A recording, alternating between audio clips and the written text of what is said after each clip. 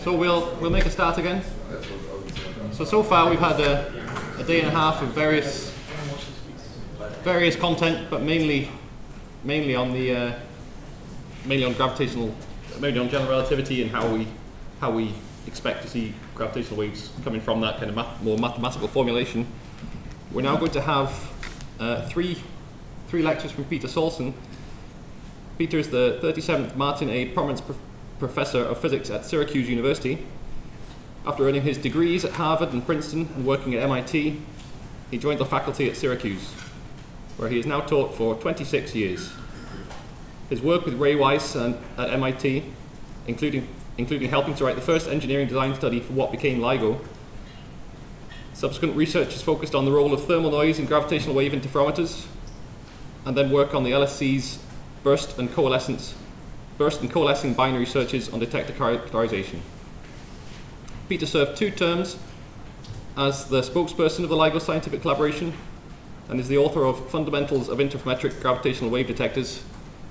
So Peter literally wrote the book that many of us referred to while we were doing our PhDs. And so it's a great pleasure to welcome Peter.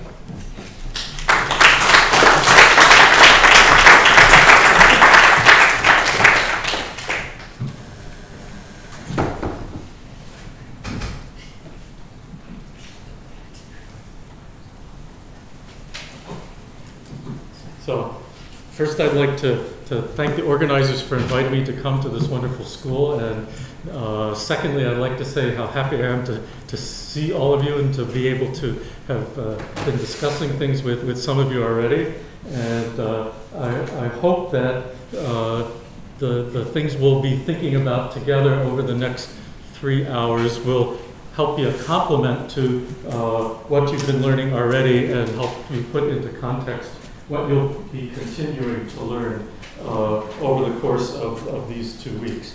So we have 3 hours together. I've organized my slides into 2 parts. We'll see how fast the different things go. Just to give you an overview, the first set of material that I am about to walk through with you all is mainly about why it was an interesting question, even in principle, that one could detect gravitational waves in principle.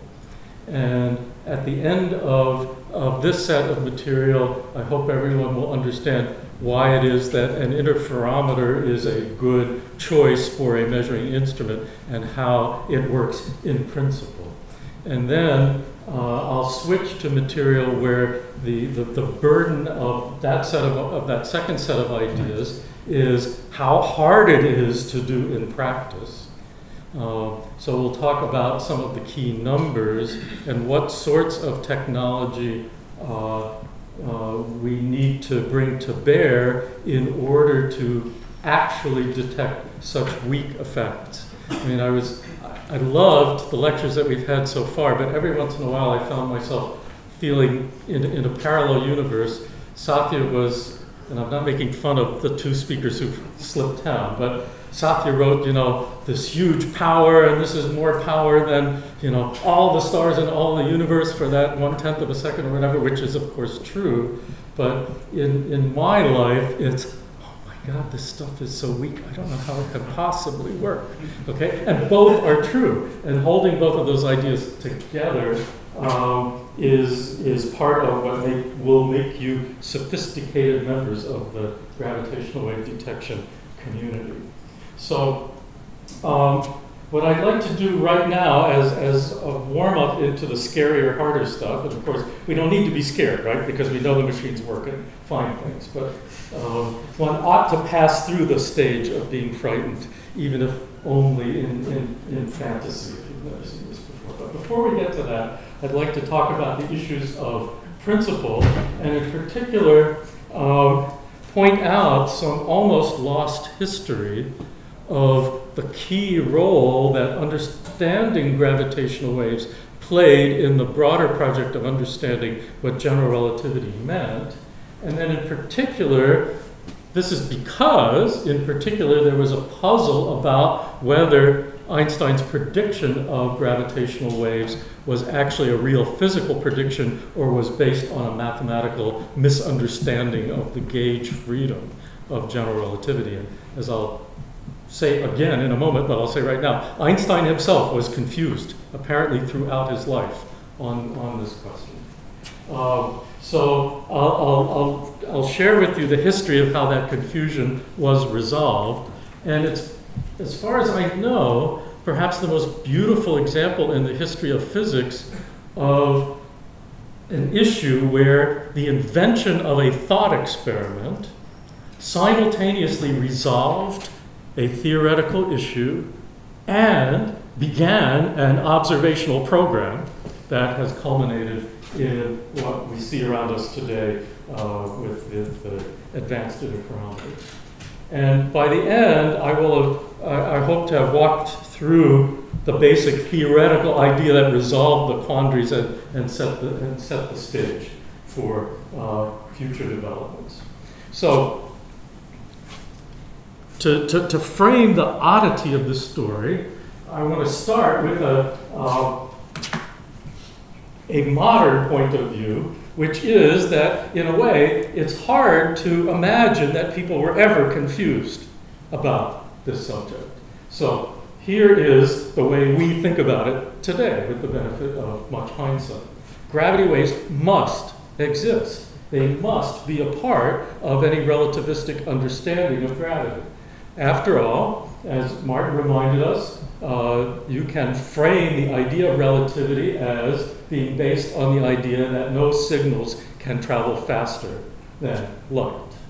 And he also nodded at this apparent paradox within Newtonian gravity, a paradox as seen from the point of view of relativity, that it looks like, if you take Newton at his word, that the gravitational force exerted by one object on another object depends on the instantaneous distance and angle relationships between them, so that if this microphone were actually a gravitational force sensor and my fist were some big attracting mass, I could in principle instantaneously communicate the location of my fist to that distant sensor if we took Newton at his word. Of course, maybe that was unfair, but irrespective of whether we should be unfair to Newton or not, it says that from the point of view of relativity, we need something more sophisticated to replace Newton's law of gravitation. So instead, it became apparent to several people, Poincaré maybe the most famous among them, once the ideas of special relativity were out there, well, there has to be some way of understanding a phenomenon that carries the news from an attracting mass or a set of attracting matter, carries the news of its rearrangements to distant places, and that phenomenon has to carry that news at the speed of light, therefore be a gravitational wave. Cody, your hand's up. Yeah, so I follow the argument for radiation, but that doesn't necessarily imply that it has to be something that obeys a wave equation, right? Well, what else do you have in mind? I don't have anything off the top of my head, but you could perhaps concoct some sort of exotic communication that doesn't take place, that doesn't follow the wave equation at the very least, right? Like this requirement seems like you're saying, we know there must be some sort of communication, and there must be something that has to deal with at a finite speed. Right. Okay. But does that necessarily imply that it would obey the wave equation as we understood the wave equation before? Perhaps not, but I've never entertained such an ultra sophisticated, counterfactual proposal. Okay, so let's ponder that kind of offline and say maybe we could invent something else. But as a matter of historical fact, the idea that first occurred to people, Poincaré early and Einstein by 1916, was that there would in fact be waves, and waves that would travel at the speed of light. And of course, by 1916, Einstein was deriving the wave equation. from his field equations. Okay, so I want us to get into this. Well, we're still looking from the modern understanding, and then we'll slip back in time and see where people got confused. So I want to have us start thinking about what's analogous and what's not analogous between electromagnetic waves and gravitational waves. So I want to start by inventing a detector for electromagnetic waves. And let's see, what is this? Yes. So here is, at the thought experiment level, a detector for electromagnetic waves. I've made an array of a number of individual charged particles. Perhaps you want to think of these as conduction electrons in a wire. That might be an antenna.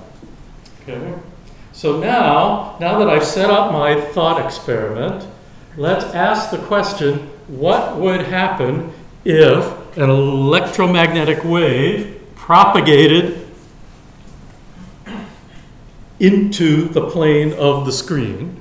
And we ask, what would be the response of this set of test bodies at some instant in the propagation of the electromagnetic wave through the screen? Okay, I see Alethea already trying to demonstrate it. Okay, and how many of you invented some pattern like this? Where, let me explain what my notation is. The original black squares were where the electrons, or whatever they were originally. Now I've drawn their original positions with hollow squares and with filled squares where they might have been displaced. Does that make sense as a response of a set of appropriate test bodies to an electromagnetic wave? What polarization are we talking about for the electromagnetic wave in this case? One where the electric field is in the vertical direction. And if I remember right, if we've got an oscillating field, instantaneously, if they're up, the field is down because of the inertia of the charged particles, but let's not get hung up on that. We've learned that the electric field must be a vector. And if we trace, either by other diagrams like this, if we trace at subsequent moments where those test bodies have moved to, we are tracing out the waveform of the electromagnetic wave, right? And we actually do build things like this. I mean, we don't normally see this part of it, but you know, your radio has a wire at the input to the preamplifier, and the way it receives a station is a current gets fed into that preamp from the oscillations of the charges in the antenna wire. Okay, so this is a thought experiment, but not so far from practicality. Okay, anyone got a question on this?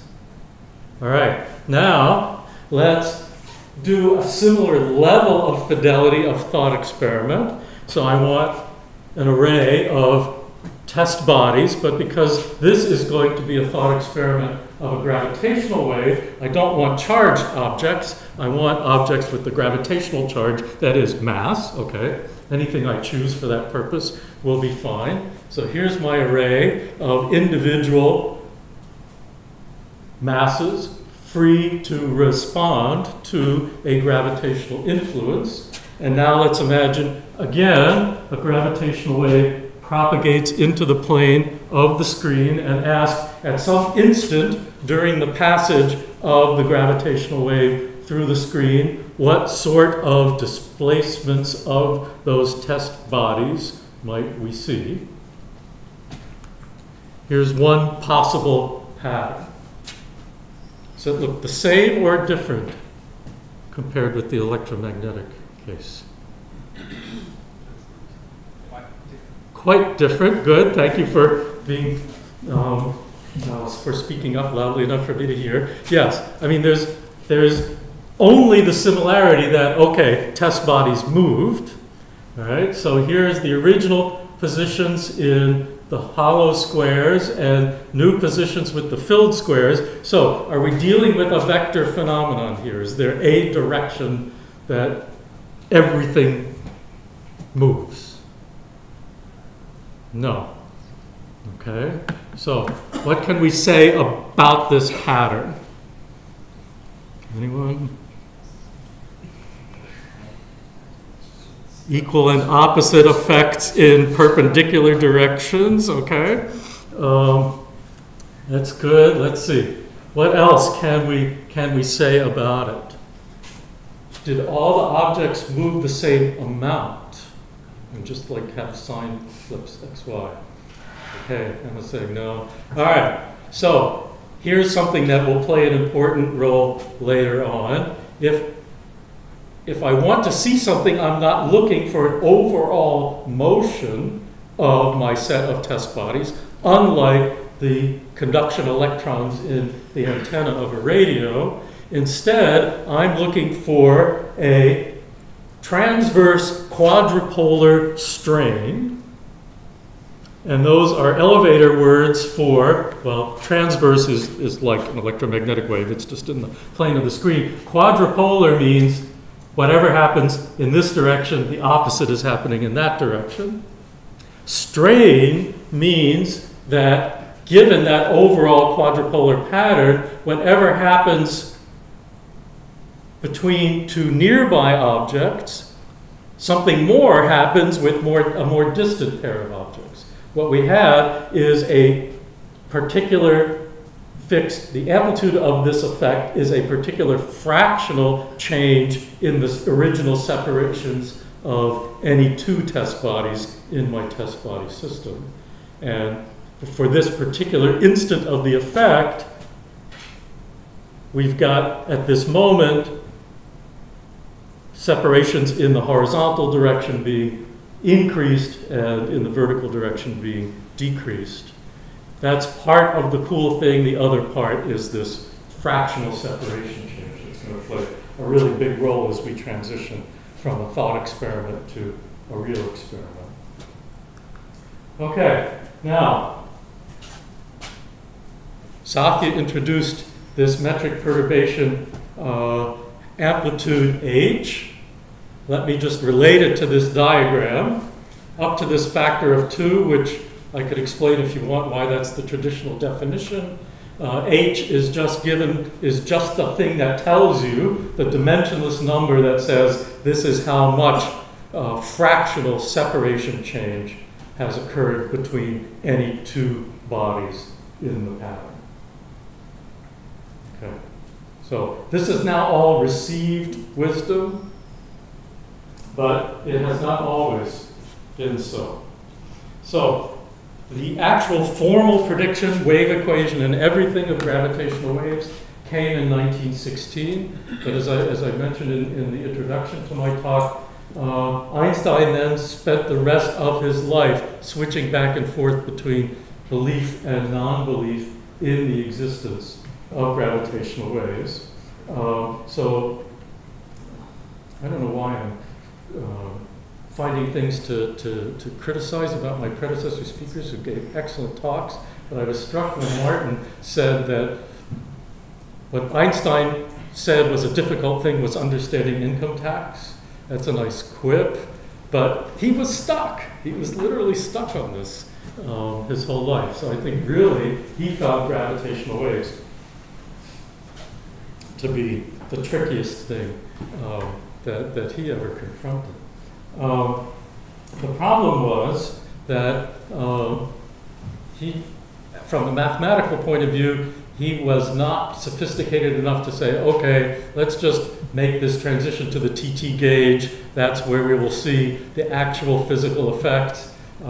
In most coordinates that you would choose, there are not only genuine waves, but there actually are phony waves that come from poor coordinate choices. And Einstein, unfortunately, never had the pleasure of seeing that all sorted out properly.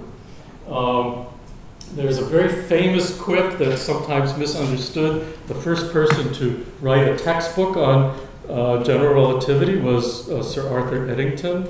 And in his section on gravitational waves, you can read the sentence where he says that some people think that gravitational waves travel at the speed of thought.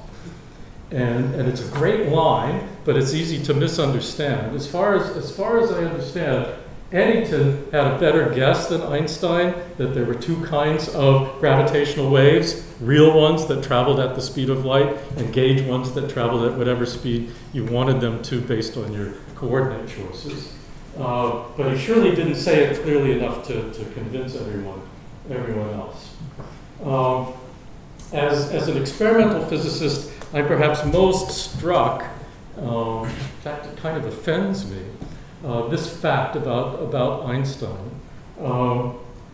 Einstein, of course, was one of the greatest physicists of all time, and he was so good a physicist that he could have been an experimental physicist.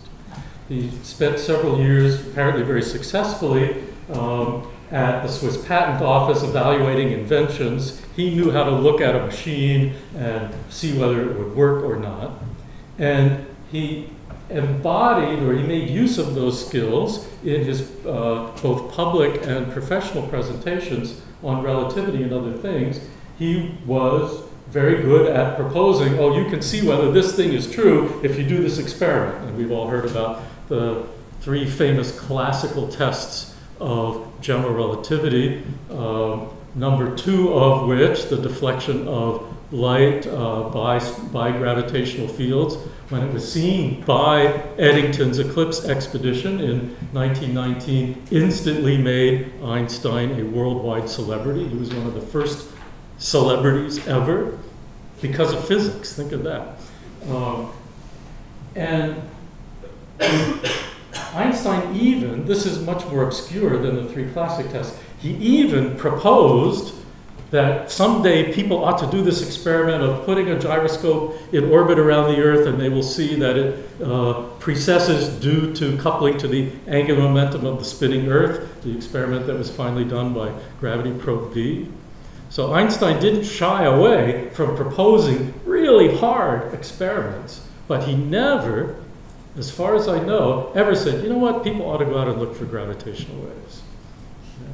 So he was savvy enough that lack bothers me and suggests to me that he really didn't believe in it.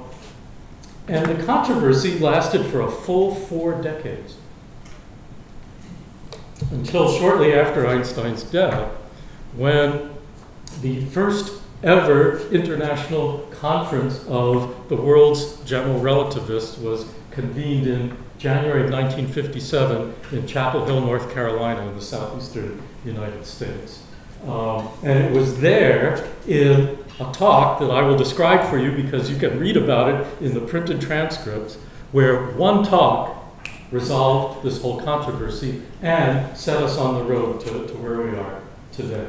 And the person who gave that talk, who resolved once and for all the question, are gravitational waves real, was this amazing guy, Felix Pirani, who is much less famous than he deserves to be. I haven't gotten to the bottom of it, but I think he had a jealous senior colleague, as I'll mention in a moment. But even though it's clear from reading the proceedings of the Chapel Hill Conference, even though it's clear that it was Pirani who resolved this, there's all sorts of dispute, confusion, and noise in the literature giving other people credit for this idea. So if you take away anything from our first hour together, it's that Felix Pirani is a hero. Okay? So think of that. And what he did was something that in retrospect seems like, well, sure, why not? But it took really original thinking. A lot of people have been trying to resolve the question of the physicality or not of gravitational waves by thinking about a binary star system or some other kind of source and then examining the solution to the wave equation for that source. And people kept getting stuck, partly because it was hard to do it well, right? It's really hard to do. to solve that problem. But what Pirani did was he said, let's ask the question, if gravitational waves were real, could we detect them? And in particular, could we unambiguously say that there were motions caused by them? And one test that was on everyone's mind was would it be such unambiguous motion that we could warm something up? We could actually extract energy from the wave and turn it into thermal form. And that's what Pirani did. So I don't expect that anyone past the first row can read this, but this may be a moment when I want to copy an equation in bigger form.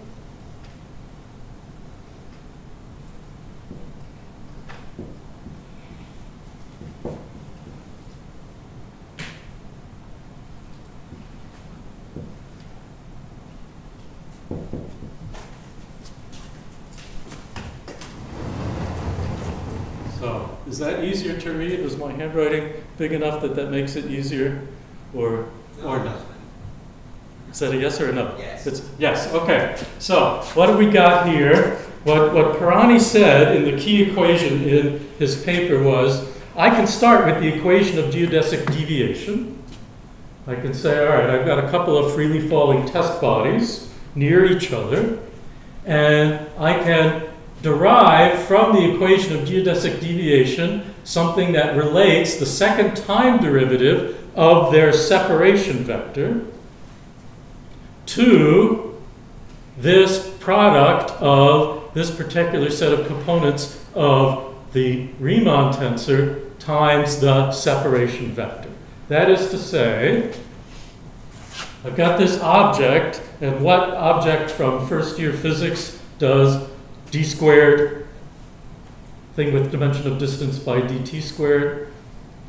What is that? Don't be shy, you know this, right? D squared separation by dt squared is acceleration. All right, so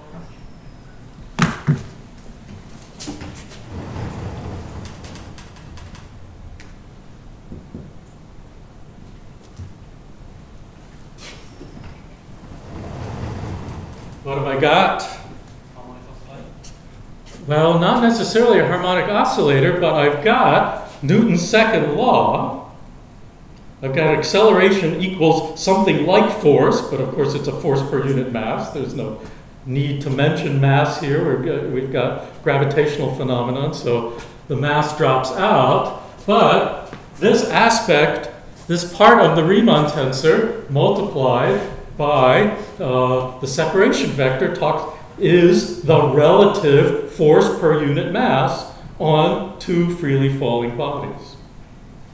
Okay, so all of the general relativistic sophistication about mathematics has turned into something that we can recognize as, at least for a small apparatus, just Newton's law acting on masses. The Riemann tensor is describing a relative force between two objects. And Pirani goes on to say, all right, I've shown you that this is just regular physics. Now make yourself an apparatus that, any kind of apparatus that you would invent for ordinary physics, even something that you weren't as afraid of as general relativity, where you could measure the change in separation of two nearby bodies. And when you do that, you could, if that change in separation came from a gravitational wave, detect a gravitational wave with that kind of apparatus. In other words, just build yourself a sensitive enough mechanical measuring device that looks for changes in separation of free bodies. And you're done.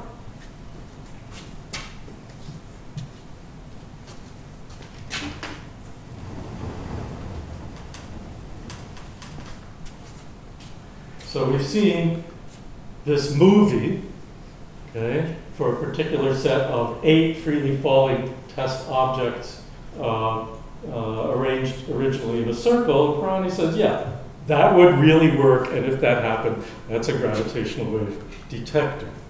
So let me read aloud one other thing that I won't write on the board, but it's a really important sentence. here's where Pirani says, by measurements of the relative accelerations of several different pairs of particles, one may obtain full details about the Riemann tensor. One can thus very easily imagine an experiment for measuring the physical components of the Riemann tensor. So, here's where the story gets a bit soap opera-ish. So, Pirani at this point was a junior faculty member at the same university where a much more famous physicist, Hermann Bondi, was the senior professor.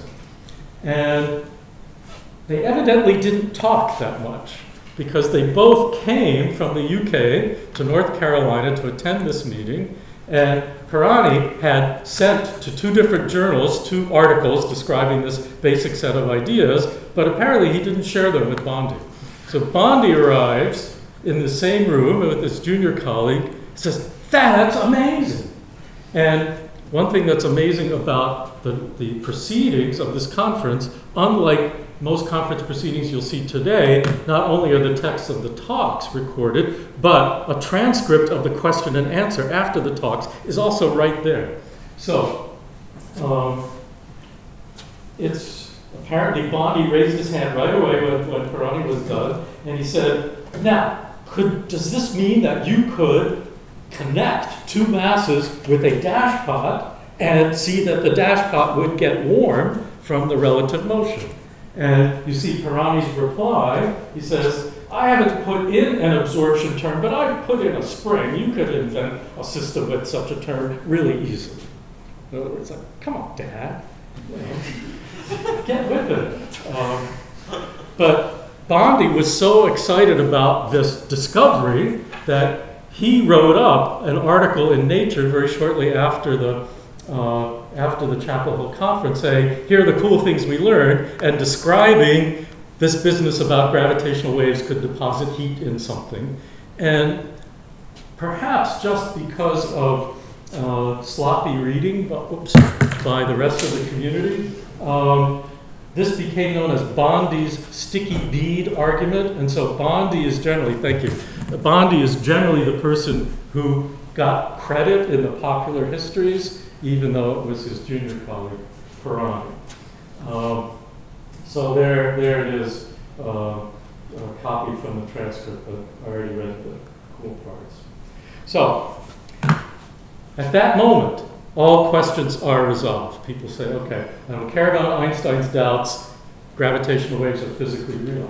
But the story gets even cooler, because in the audience at Chapel Hill was a young, ambitious physicist named Joe Weber, who was working really hard, spending a year away from his home institution at Princeton with the great theoretical physicist John Wheeler. And Weber was trying to figure out, were there any amazing new experiments to do in relativity? In particular, he was hoping to invent a way to detect gravitational waves. And Weber gave a talk just before Pirani's. It's recorded there. It's nonsense. It's gibberish. And Bondi raised his hand right after Weber's talk and said, you know, I don't think you're really onto it. I think you're trying too hard to invent something with just one mass. That's never going to work. And Joe says, okay, thank you for the advice, and sits down, and then the answer is just there. Okay? But give Joe credit. He wasn't too embarrassed by this. He sits there, listens to Pirani's talk, and immediately sees A, that's the answer to the theoretical question, but B, now I can visualize how to make a gravitational wave detector. And in particular, he had paid attention to Bondi's exchange after Pirani's talk, saying, could you take 2 masses and connect them with a dashpot? And Pirani said, well, how about a spring? And you see that heritage of that one exchange of a couple of sentences in what Weber did. Within weeks of the Chapel Hill conference, Weber and Wheeler had re-summarized in their own words what they had learned from Pirani, with 100% credit given. nothing bad about their scholarship, saying here is how in principle you could build a gravitational wave detector. And then in 1958, Joe Weber writes an essay for the Gravitational Research Foundation Prize, wins third prize. 1959, he writes a better essay for the same essay contest, wins first prize.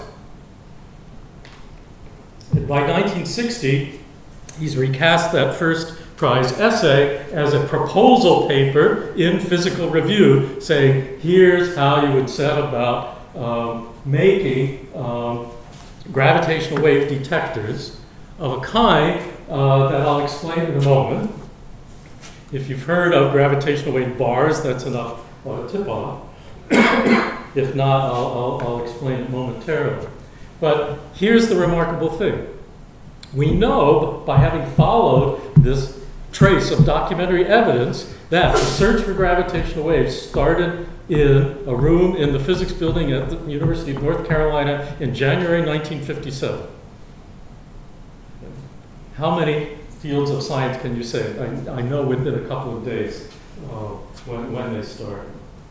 Okay, so here was, at the conceptual level, how Joe started thinking about how you would mechanize, actually carry out Pirani's prescription. He said, what if you have a mass and another mass, and the only force they will feel other than a gravitational wave would be force from a spring that connects them that might be stretched or squeezed.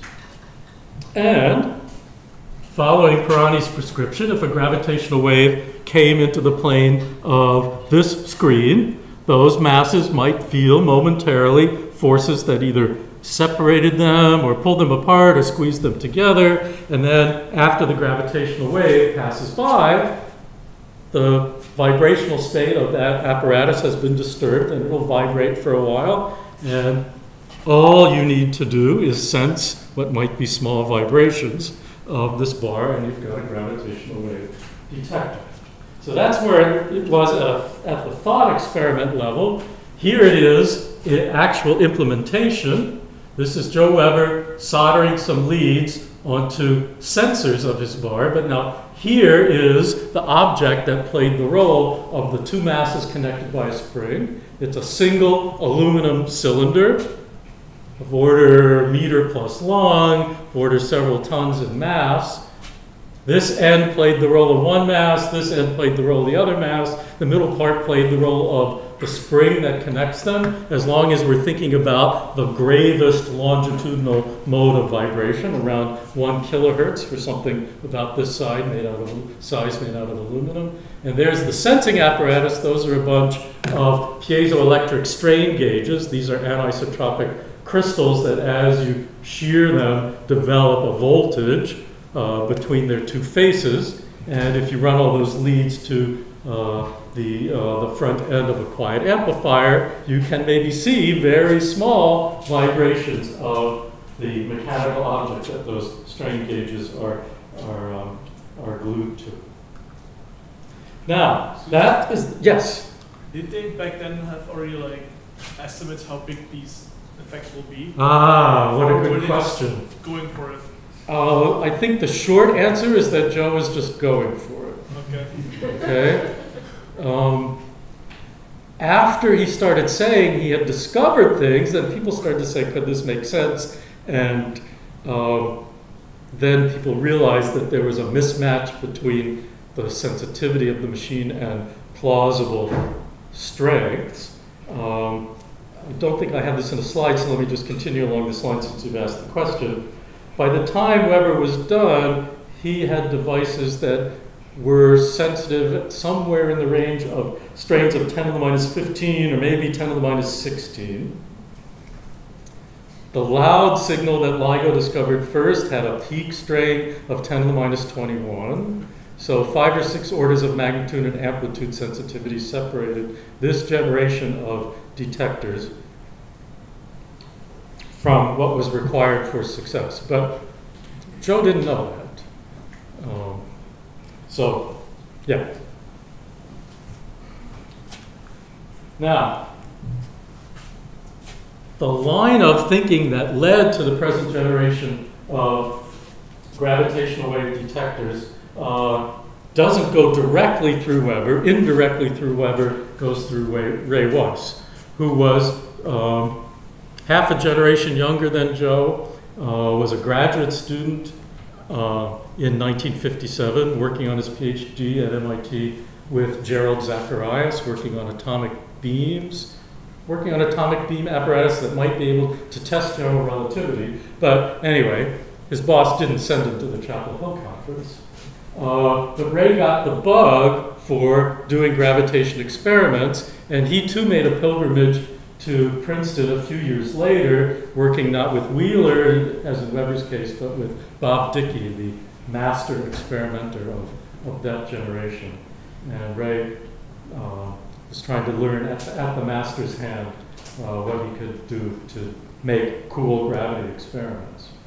And I'm not sure exactly what ideas Ray brought back with him from Princeton, but I do know that by 1964, when he was asked as an assistant professor to teach an undergraduate class in GR, he had this panic feeling of, God, I never took that class, but I told my chair I'm a gravitational physicist, so I can't say no to the assignment, so I better work really hard and learn GR just in time to lecture on it. But he got stuck where so many people get stuck trying to get past the mathematics and see what actual experimentally measurable phenomena are being predicted by the theory. And through having read some of Weber's papers, Ray was aware that Weber kept giving credit to this guy Pirani, who had spoken at the Chapel Hill conference in 1957. So Ray went and found his papers and learned Pirani's lesson that if you set up some sets of free test masses and measure their relative accelerations, you can determine the Riemann tensor and make real unambiguous measurements. So among the many things that Joe did was teach Ray general relativity by pointing him to Pirani's paper. But now, if you go back and actually read the paper in the journals, instead of reading Pirani's talk at Chapel Hill, you'll see that he presented his version of the thought experiment a little different than he did in the exchange with bonding. In the paper, he says, it is assumed that an observer, by the use of light signals or otherwise, determine the coordinates of a neighboring particle in his local Cartesian coordinate system.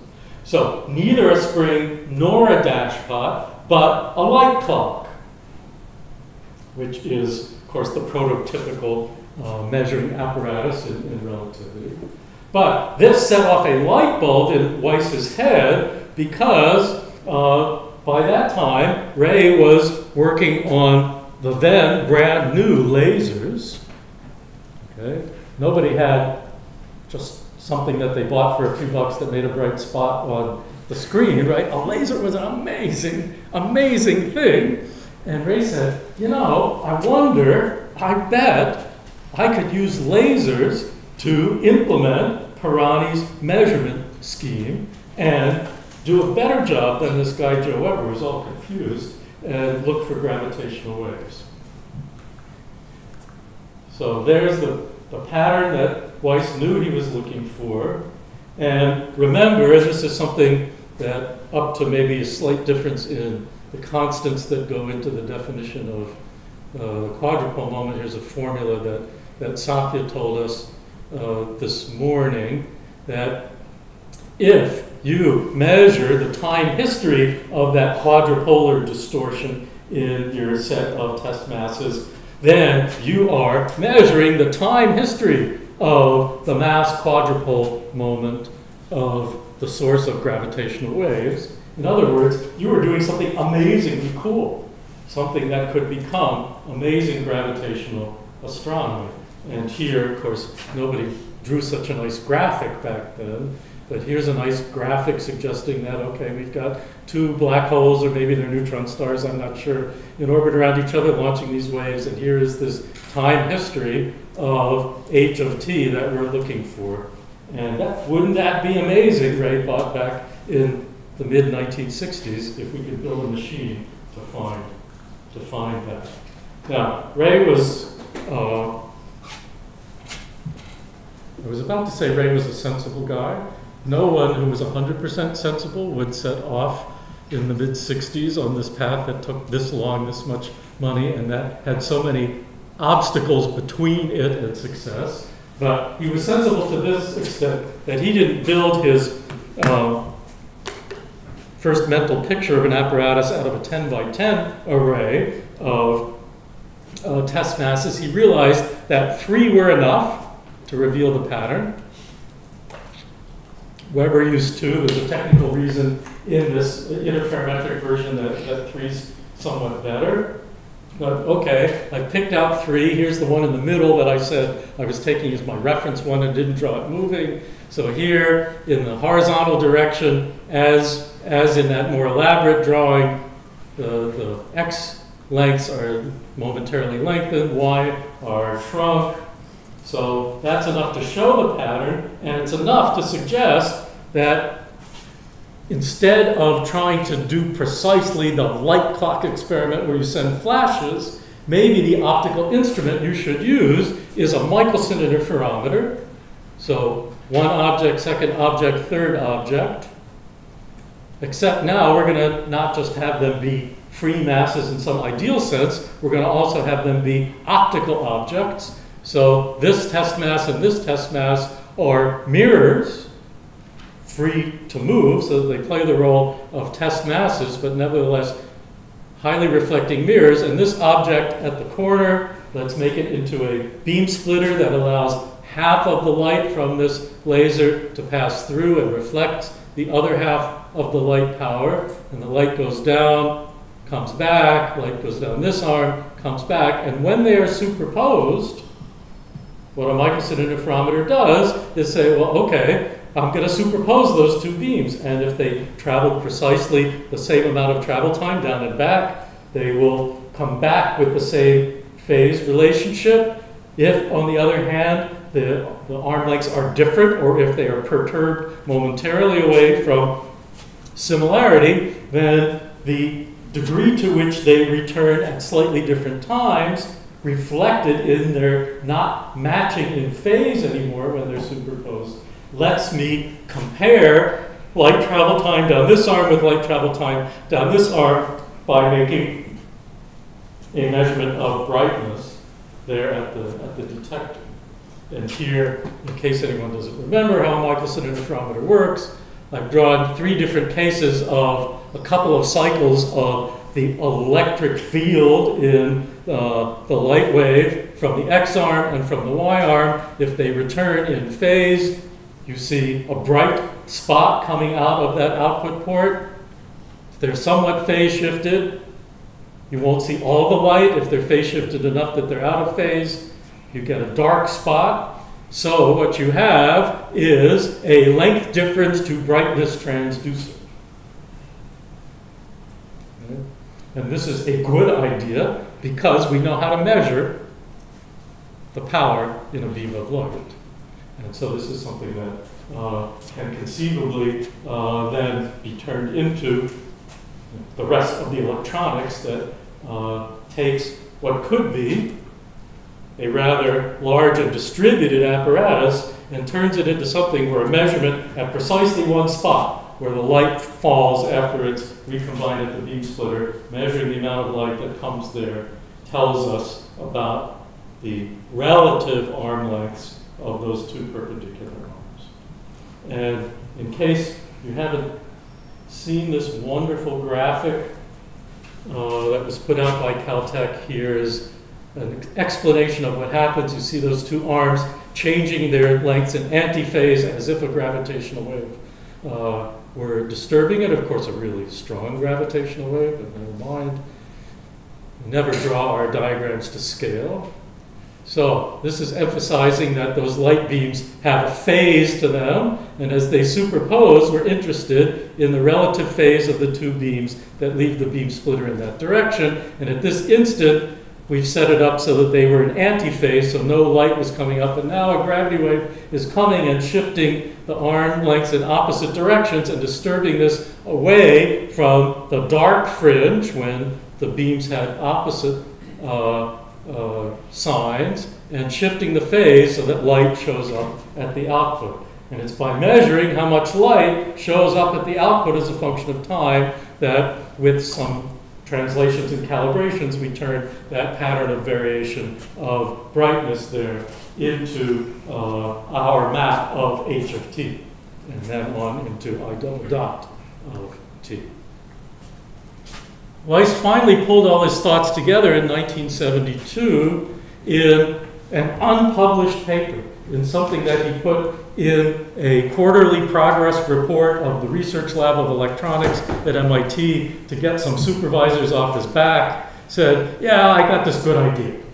Okay, and the good idea was the origins of LIGO. Here's the key diagram where, all right, it's the Michelson interferometer is flipped left for right from the one I drew before. There's the beam splitter. There's a mirror on one free test mass. There's a mirror on another free test mass, a laser, and the rest of this is some control electronics and some readout electronics to show that he did vision the whole experiment, and it's all based on Pirani's original idea, properly cited in the references to this paper. And the point that Ray was making was a really important one to make in 1972. Because by 1972, Weber had announced that he was finding things that looked like they were gravitational waves with his sets of resonant bar detectors located widely separated across the United States, seeing many coincident excitations of the bars, many more than you'd expect by chance, according to Weber. So people thought that it could be the case that gravitational waves had just been discovered, or maybe not, but either way, it was a very, very live topic of interest. And what Ray saw in interferometer technology, and it's in his very first paper, is that for free, you could get a huge factor of more sensitivity than Weber's device, because unlike Weber's device that was limited in its size to of order a meter or two by virtue of needing to have the resonant frequency be something reasonable, there was nothing in principle that kept you from putting those mirrors at the ends of the Michelson interferometer very far apart, like many kilometers. And because the gravitational wave effect is a strain, that is to say a fractional separation change, you get a lot bigger absolute relative motion between those two, between the masses at the ends of those two arms, if the arms themselves are very long. So this is obviously what you want to do, obviously. And the rest of the paper is an amazing exercise, like what we'll do in the latter part of my remarks, walking through a very detailed, insightful estimate of how sensitive this device could be. Not just it'll be more sensitive than Weber's, but if you have a laser of this much power, and if the arms are this long, and if you suspend them in this way, this list of noises will be this big, and you could see a gravitational wave of, and he says, okay, I think I can get to a strain of 10 to the minus 21 with an apparatus like this. So an amazing tour de force that sat buried in not a journal, just a, a progress report that someone put on a shelf, just because you proved you'd done some work. Can't really see this right here, but you can now find this on the web. MIT was sensible enough to put these things on the web. There it is. But that's how it's published.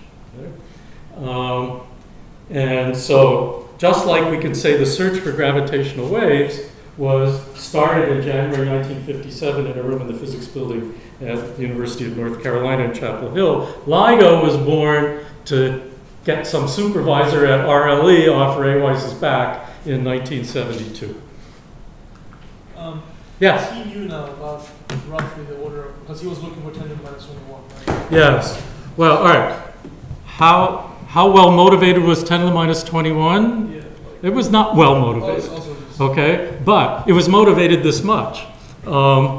He had, well, I think there were two kind of, looking back on it with hindsight, kind of thin motivations. One was, this was 5 orders of magnitude better than Weber, and Weber said he was seeing things. So if he was right, you know, it would turn marginal detections into the most amazing high SNR science in all of astronomy.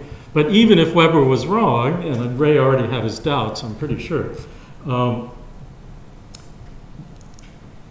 he had some story about, oh, if the Crab pulsar were out of round by so much, then it would make a gravitational wave of this amplitude. So he did talk about possible pulsar signals. Nothing about compact binaries, nothing at this level even about supernovae. But he was a sensible person. He tried to tie it to what kind of sensitivity would be required, even if in retrospect it was not such a good motivation, not so well connected to what we know now. So I want to just take a few more minutes to show you that I know a tiny bit of relativity and try to link the hand-wavingness of this all to a calculation you can actually do that shows you that this will work, that actually finishes the story that Pirani did so well heuristically at Chapel Hill. And so I want to say we're in a situation where we're going to be looking for small perturbations away from the Minkowski metric, and if those perturbations are going to be the kind that represent a gravitational wave, they're going to have this form if we specialize to a wave in what we call the z direction, that's perpendicular to the screen. And one polarization, the one I sketched, is the one that perturbs the xx and yy components, and we have equal and opposite small perturbations of the metric in those two terms. The other polarization, the one that squeezes one diagonal and stretches the other, is carried by this other small number. And now, the basic idea of figuring out whether this will work, and Ray does this calculation in the paper, is to follow one particular, say, wave crest of the laser light as it leaves the beam splitter and goes through one arm, and then compare it to what happens to that same wave crest that went the other way when it left the beam splitter, and figure out how much time it took for the light wave, that particular wave crest, to make a round trip in one arm compared with the time it took in the other. And so all that's required is to say, well, look, I know that any of those events along the path of a light beam have 0 interval between them. They're connected by a light ray. And here is the interesting parts of the various terms for the interval along the x direction. This one just is always there, and here is what I called A on the previous slide, H11, as a little perturbation in the dx squared term. And don't think I've done quite enough algebra on these slides, so let me just make sure that everyone is following this. It's really simple.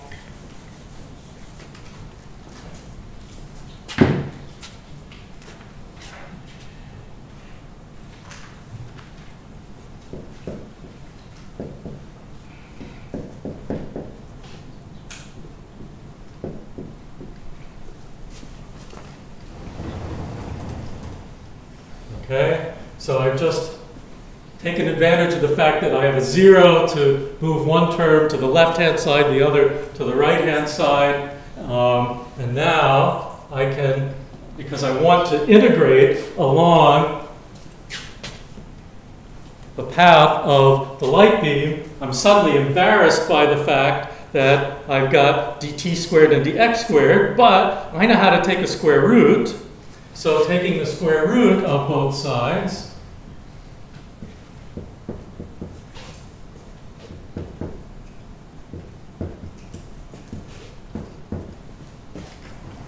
that's going to be something nice. I'm about ready to be able to integrate that. Well, I've got a square root there. Well, h is going to be small. So without fear, no, I just want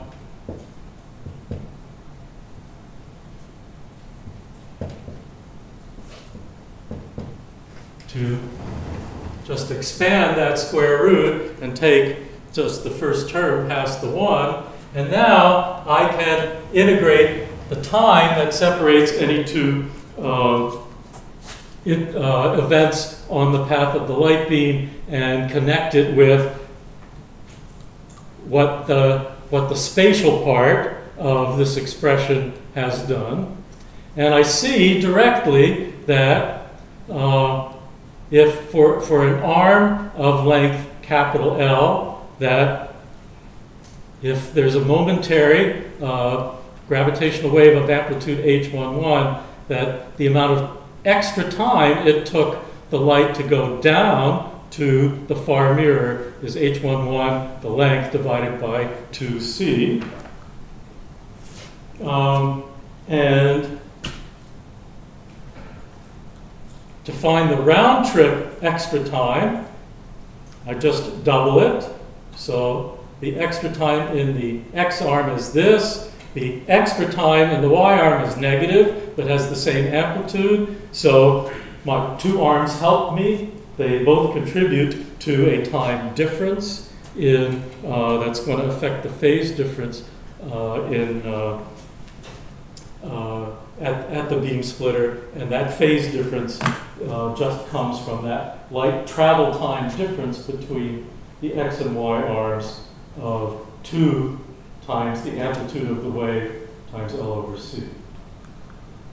And if you map that onto phase, say by dividing by the period of the electromagnet of the light, so something like 10 to the minus 15 seconds, you would trace out as a function of the phase difference or the time difference then this pattern in the output power, which is just what we suggested before. So depending on where you start and how big the shift is in travel time difference or phase difference, a certain amount of travel time difference turns into a certain movement up or down on this curve of output power versus phase difference.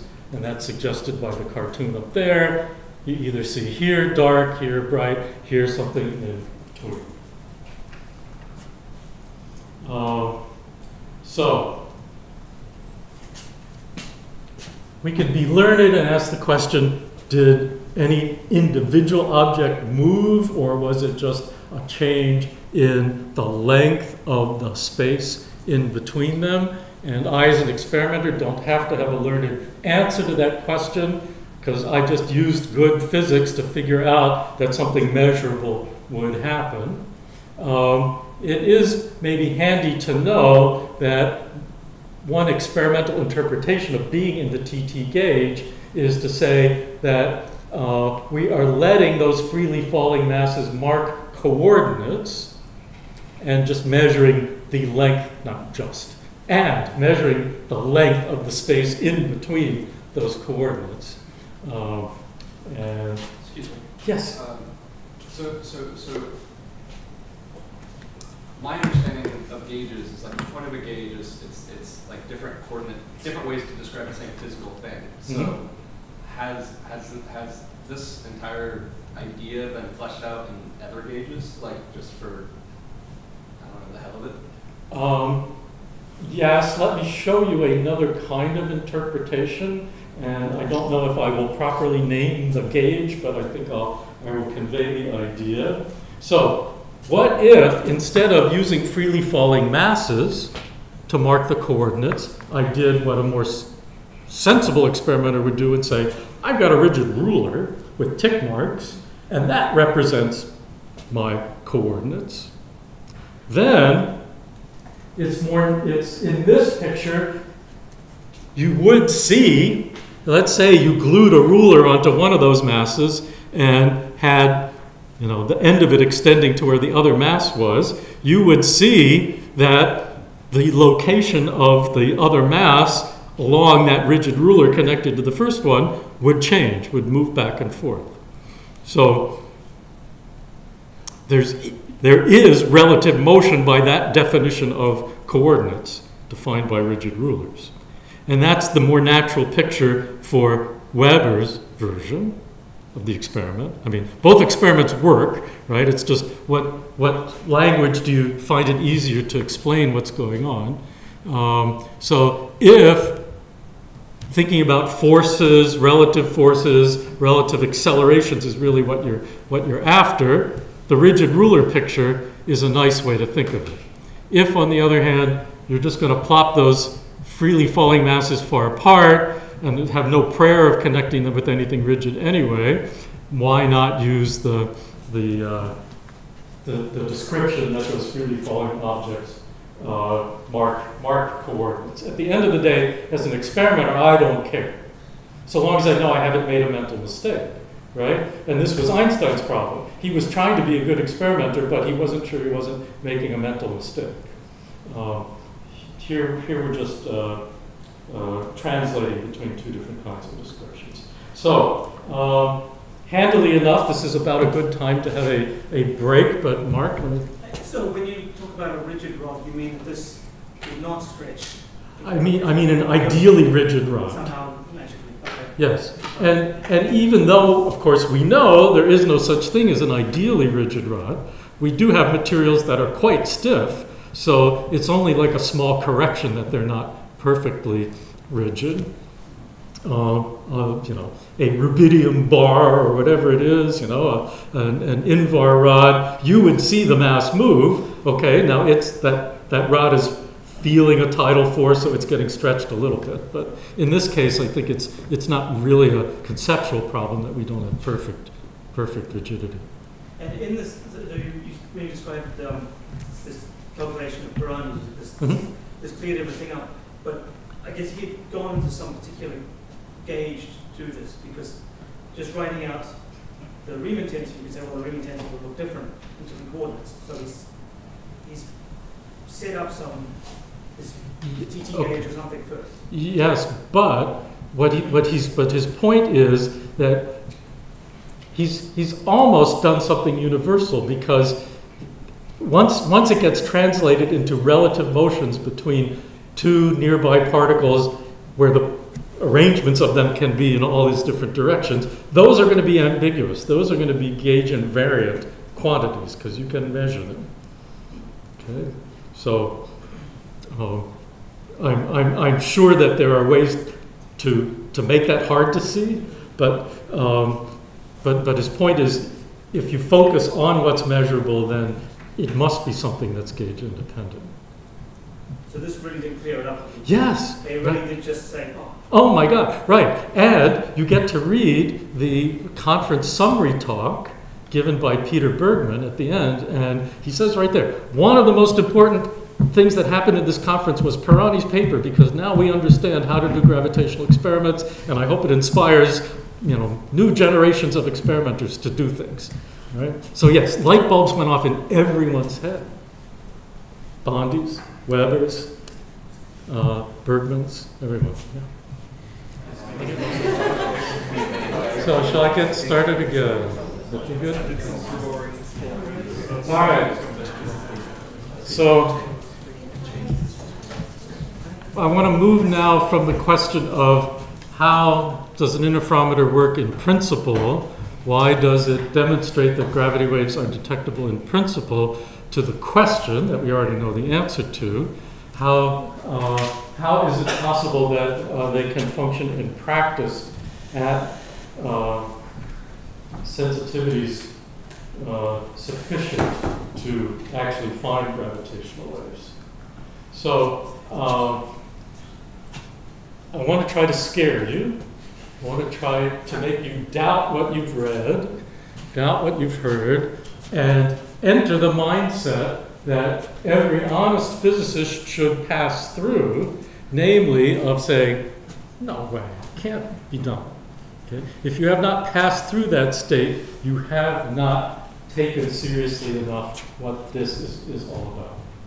And then after I've done as good a job as I can of scaring you, then I want to lead you back from darkness into light and let you see that not with a lot of margin, and we know it can't be with a lot of margin, that this is possible to do, right? We know it's not by a lot of margin because we just crossed in the past couple of years from the state of not being able to detect gravitational waves to the state of, yeah, we find the strongest signal in the universe every few months.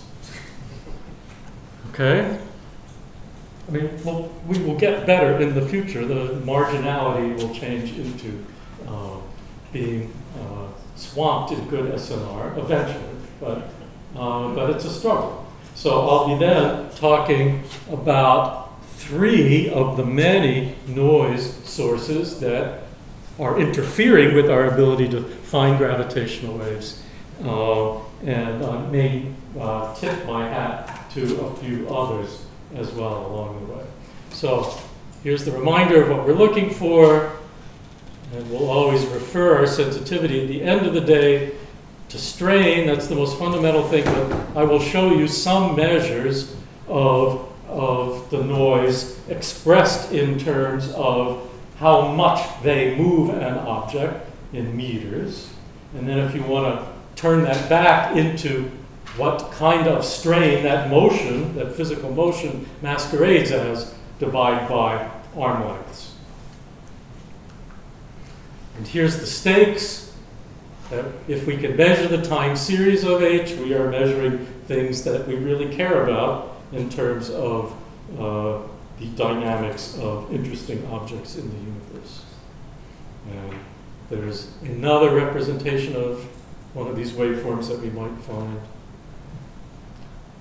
And now, okay, let's re-emphasize this part of, or there's actually 2 or 3 ideas that Weiss put forward back in '72 that are crucial. First of all, you want test masses that are as free to move as you can make them. At one point, I spent about 15 minutes on the phone with a friend trying to convince me that we really should be dropping our mirrors. Right? This is before we'd spent $1 million on each mirror. Instead, we make them as free as necessary by hanging them from very fine fibers as pendulums. They are not free at all in the vertical direction, thank goodness. Okay, but they are more or less free for horizontal motion, so long as we're considering horizontal motions that have a period of oscillation small compared with the oscillation period of the pendulum suspension.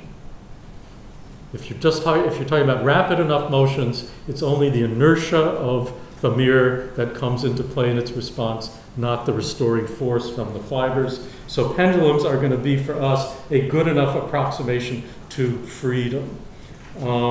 Then there's this other idea that because we're talking about a strain, here I've called it a tidal character, but that's not another name for a strain, that really to make the signal in meters of relative motion as big as possible, you want to start with separations of your test masses that are as large as is practicable. And because we're talking about sending light travels real fast, okay? If you set things up right, you can send it many, many kilometers, a lot more, right? So, of course, we have to build I don't know if I remember to say this any other time, a vacuum system of some relatively high quality, because the phase of light can be affected by small fluctuations in the density of air along the way. So it's not just a simple thing, oh, we've got mirrors, we can put them as far apart as we want, but kilometers, we were, following Ray's leadership, bold enough to say we want to put them many kilometers apart. And in the United States, that meant 4 kilometers. In Europe, that's meant 3. Something appreciable. And that makes a huge difference. Factors of more than 1,000 compared with what Weber had available to his instrument. Sorry, can I Yes? I must have missed this up a bit. Why are they? I have always wondered why they're on pendulum. Because in my head, when a wave passes, it will stretch the space. Yes? And what's the meaning of stretching space? Will that just not stretch the actual detector itself? The atoms? The meaning of stretching space is precisely that free masses, when space is stretched, have a longer amount of that it takes longer for a light signal to go down and back. It's not the same thing as everything stretching, okay? It just isn't, okay? So the electric forces that make rigid bodies rigid, okay, they get tugged by this, but you turn the Riemann tensor or that H into units of newtons. We're talking very small forces. So other forces resist the gravitational wave effect, and that's why we must have freedom. Okay? And so thank you for asking that, because right, we're trying to turn, and this was what Einstein struggled with and what Pirani was struggling with, you know, what do these concepts mean? And by mapping them onto first a thought experiment and now a real experiment, we can see what it is that they mean. Great, thank you for that.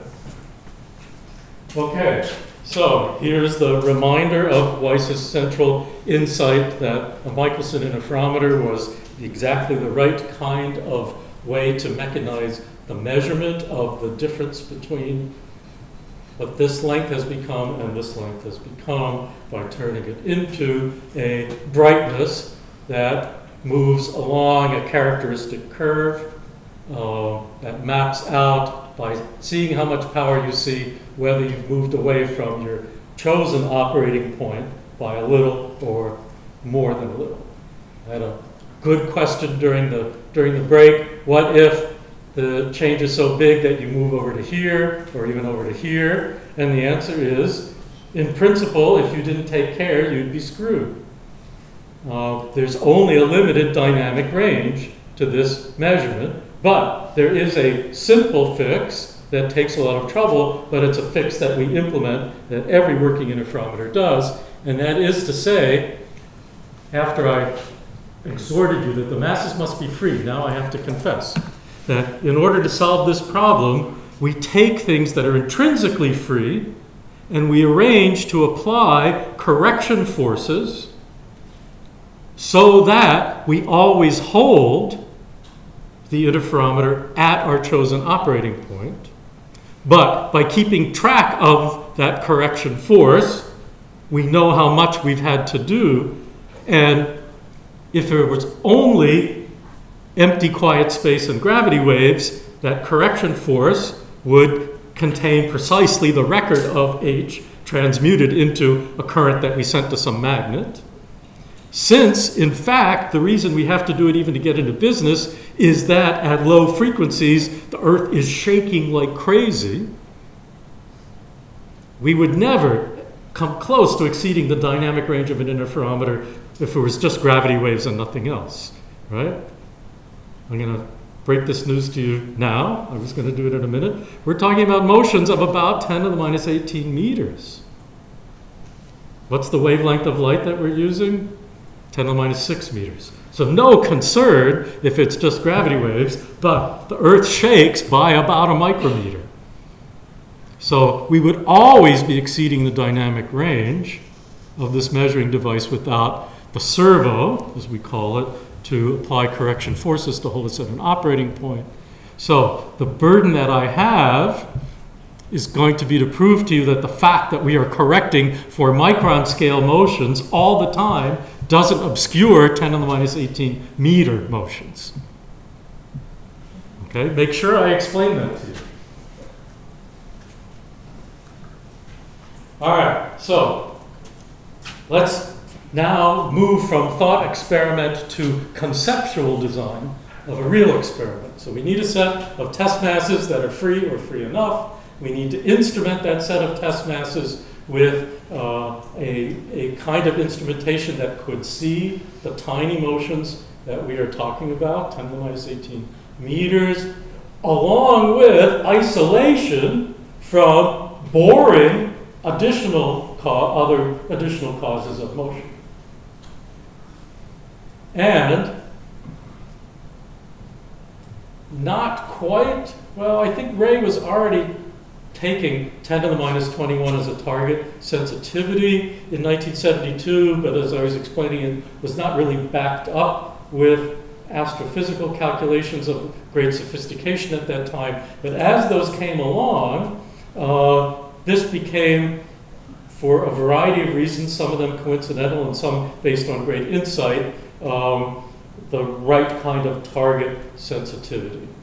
And more or less, those estimates were correct. GW 150914 had a peak strain right at the maximum of, well, I'm not wearing it right now, but you all are, that waveform. That peak strain was within 10% of 1 times 10 to the minus 21. Now, we needed sensitivity that was better. We needed the noise to be small, right? So we really needed the noise rumbling level about 10 to the minus 22 or so in order to see that. Okay, here is an aerial photograph of one of the instruments that did it. You can see the L shape of LIGO Livingston Observatory. You can tell that it's Louisiana because there's a lot of pine forest there. And if you look a little more carefully, you can see a lot of standing water in the ground. Contrast it with the nearly identical instrument at Hanford, Washington. There's one 4-kilometer arm. There's the other one. The beam splitter lives right there at the intersection. We've got room for lasers and all sorts of other stuff, some of which I'll show you. But I never confused the photos of those two sites. Right? The sites are about as different as can be, even though the instruments are as close as we could make them. Here is Virgo, which has just joined the O2 observation run as of not many days ago. 3 kilometers long, in a spot that's more beautiful than either of our sites. Anyone who has sense would go work there. Okay, here is what a test mass looks like. Here's one of the mirrors at the ends of one of the LIGO interferometers. It's about 40 kilograms of the world's best fused silica glass. You can't see how it's suspended. I'll show another picture of the suspension in a little bit, but you can tell that it's got a pretty darn fancy coating. I was really interested to hear Des's description yesterday of French like, what is it, they like blue glasses, and the rest of the continent they like green. Okay. This is what an ultra-high reflectivity coating looks like if the ultra-high reflectivity is at 1 micron. And here in the light that our eyes use, it looks kind of transparent with just sort of that little cast of color to it. And here you can see part of the proof that this is a complicated and expensive thing to do. Because this is sitting in a vacuum system, you can see parts of the stainless steel chamber, and it has to be kept very clean. Therefore, to do any work on this, not only do you have to momentarily not be at vacuum, let it up to air, but then to enter and not destroy your apparatus, you have to dress in one of these bunny suits and follow all sorts of very careful and strictly implemented cleanliness rules. Because otherwise, you'll either leave dust behind that will damage the mirror, or leave oil and sweat behind that will ruin the character of the vacuum. Okay, so this is a pain. Here is, we're zooming out a bit, and you can see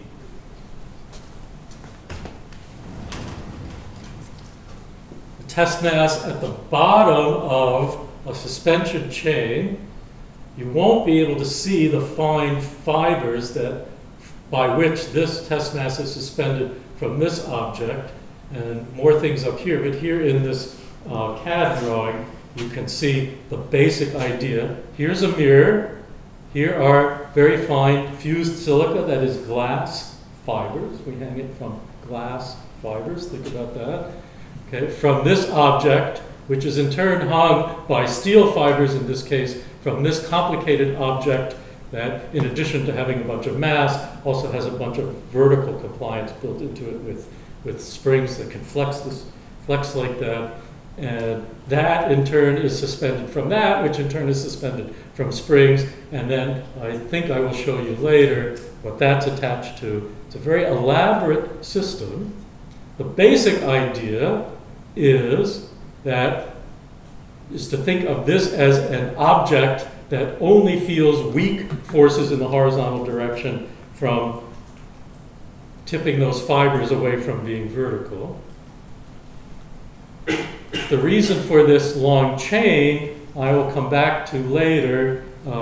That's an essential part of our seismic isolation system, our way of making 1 micron motions turn into less than 10 to the minus 18 motions by the time they get here.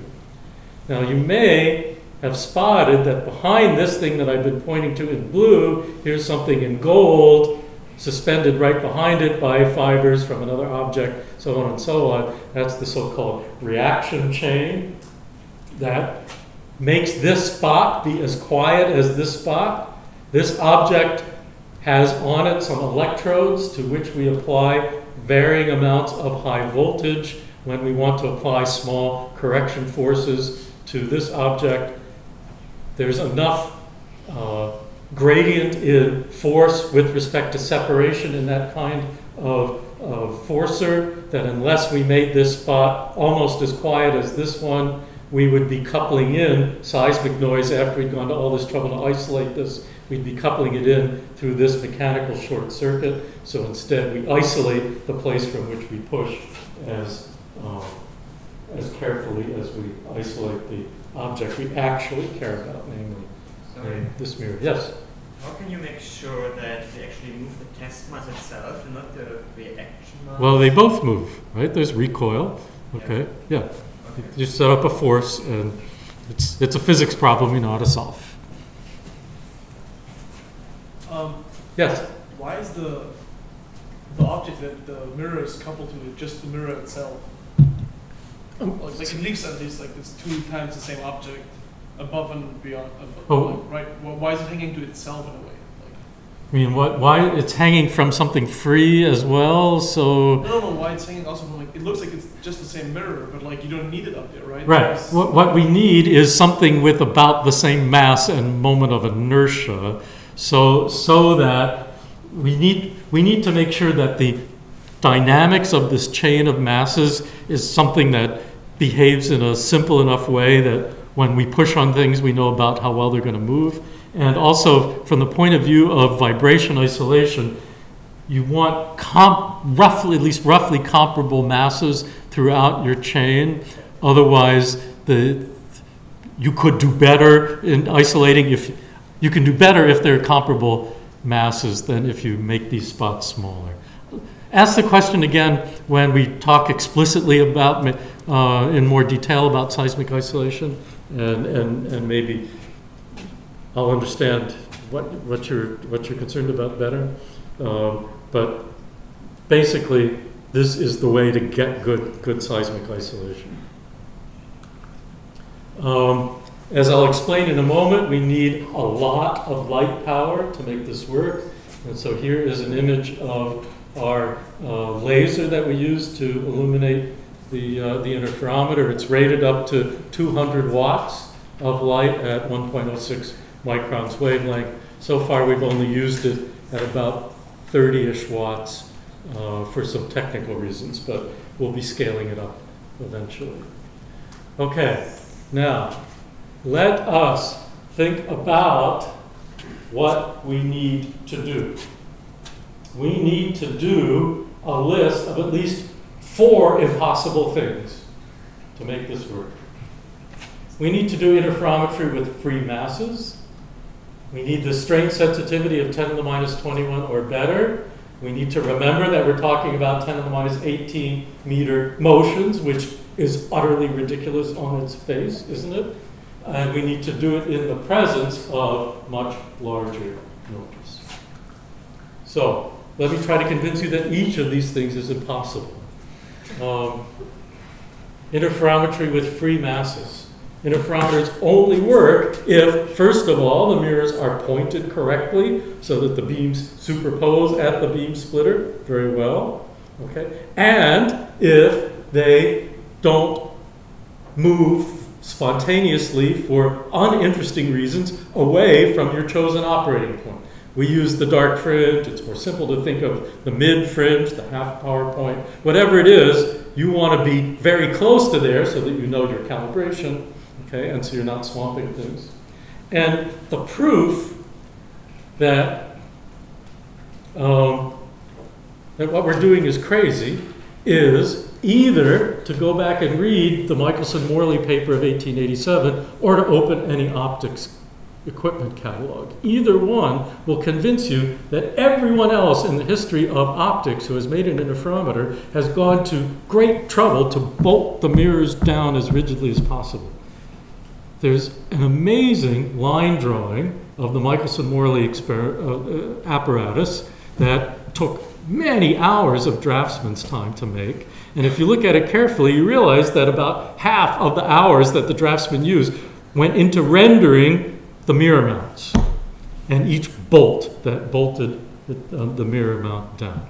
Okay? Michelson was very proud of those mirror mounts. Okay? And if you want to set up an optics lab, all right, what are you going to do? You're going to open a catalog from Newport or some other company. You can buy a whole bunch of really rigid mounts. Okay? We've given up on that.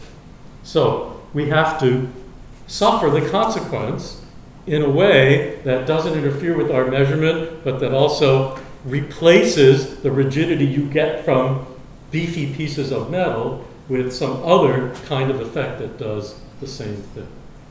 All right. Strain sensitivity of 10 to the minus 21. Is it possible? It shouldn't seem so. The natural tick mark on an optical ruler is the wavelength. The natural thing you would think you could distinguish was, let me distinguish between a bright interference state and a dark interference state.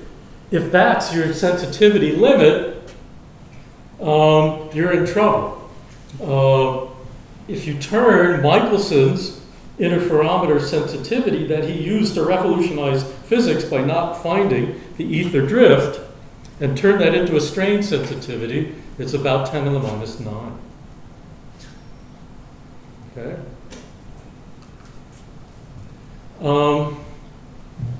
Let's think about 10 to the minus 18 meters. Atoms are 10 to the minus 10 meters in diameter. Our mirrors are made of atoms. And the mirror surfaces are rough. And atoms don't just sit there, right? Actual things actually are full of vibration. Are you scared yet? There are a large set of external mechanical noises, forces that cause motions. Seismic noise, if you want to characterize it by just a single number, has an RMS displacement any place you want to care to think of about a micrometer, not 10 to the minus 18 meters.